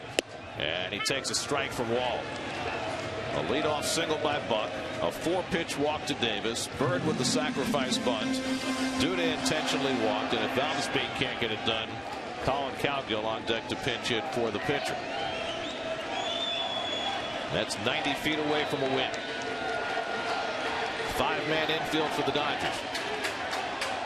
Valdespin watches outside. A ball and a strike.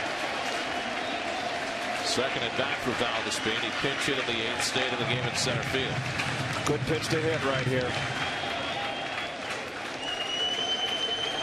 You get a slider here, Keith, with a breaking ball from Wall.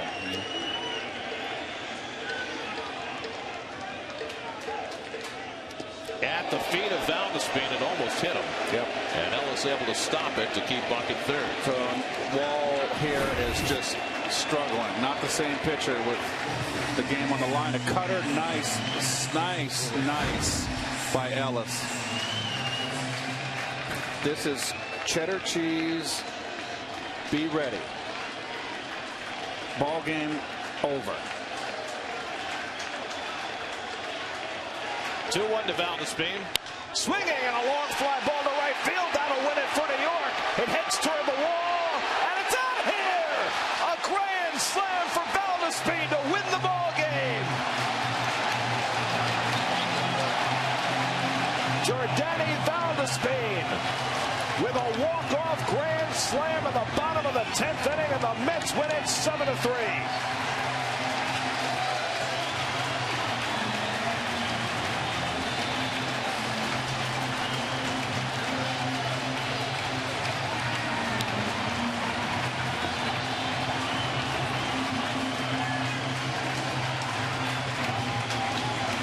The first grand slam of Jordany Valdespin's career, and the first walk-off grand slam for the Mets in 22 years since Kevin McReynolds did it back in 1991.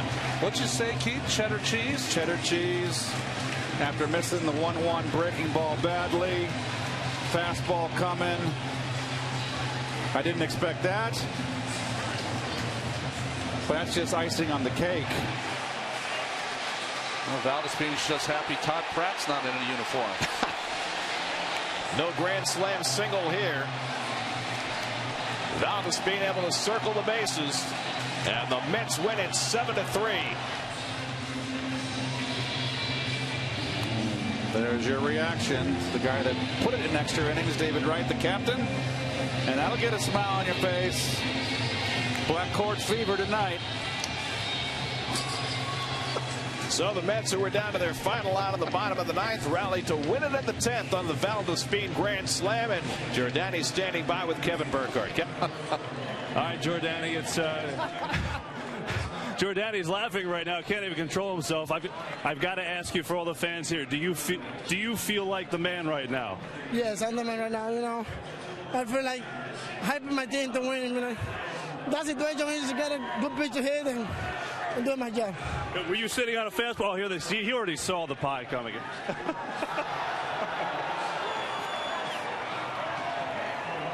That one got everywhere.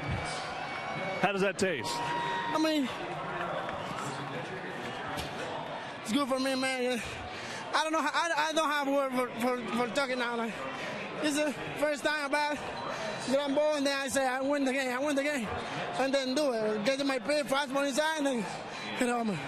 Were you sitting fastball there? Yeah, it's a fastball inside. You know, he wanna try to hit a ground ball. You know, so I got a good pitch to hit, and they hit the fastball. You like hitting big home runs, don't you? Oh man, that's not my job. But if my guy give me the homer, it's better. Run the bases easy. Jordany, congratulations. Thank you, thank you. Guys, let's go back to you. Well, Terry Collins said before this series that Valdespin, who's been starting a lot of games, was going to be primarily a bench player. He was a bench player tonight, and he is the game-winning player, the walk-off grand slam in the bottom of the 10th. Well, he's been clutch ever since he's come here off the bench, and clutch home runs, and I think a lot of kudos because they've been much maligned, the bullpen. 4 pitchers, 3 innings of no-run ball for the bullpen tonight to give the Mets a chance to come back in this game. And you got the bench. It was a group contribution today. Baxter off the bench late with the leadoff double. The bunt by Bird. David Wright with 2 outs getting the big clutch hit. And then everything falling into place. Buck leading off with the base hit. Another good sacrifice. So all good for the Mets. Valdespin does it again. And on a night when Matt Harvey gave up a 2-run homer to Matt Kemp, left the game behind, the Mets able to get him off the hook. Wright's 2-out hit in the 9th ties it. And Valdespin's grand slam in the bottom of the 10th wins it for New York. The first walk-off grand slam for the Mets in 22 years as Valdespin does it. It didn't quite take 4 hours and 50 minutes. It was actually 3 hours and 37 minutes. It might have felt like 4:50, but after Valdespin hit the grand slam, it felt like a walk in the park. Bobby Parnell gets the win, and the Mets even up the series with the Dodgers at a game apiece. For every Mets win, the Mets Foundation is proud to contribute $2,500 to the Cats Women's Hospital and the Cats Institute for Women's Health. For more information, visit northshorelij.com/KIWH. This win brings the total contribution so far this season to $25,000. The Mets go back above 500. Haven't been under 500 all year. They were on the verge tonight, but they tie it in the 9th. 5-man infield doesn't matter. Valdespin hits it over everybody. And the Mets walk off in the bottom of the 10th. The grand slam wins it for New York, their first walk-off home run of the season. Now for Keith Hernandez, Ron Darling, Kevin Burkhardt, and our entire SNY crew, I'm Gary Cohen at Citi Field. Time for WB Mason post-game live. Let's join Chris Carlin and Bobby Ojeda, guys.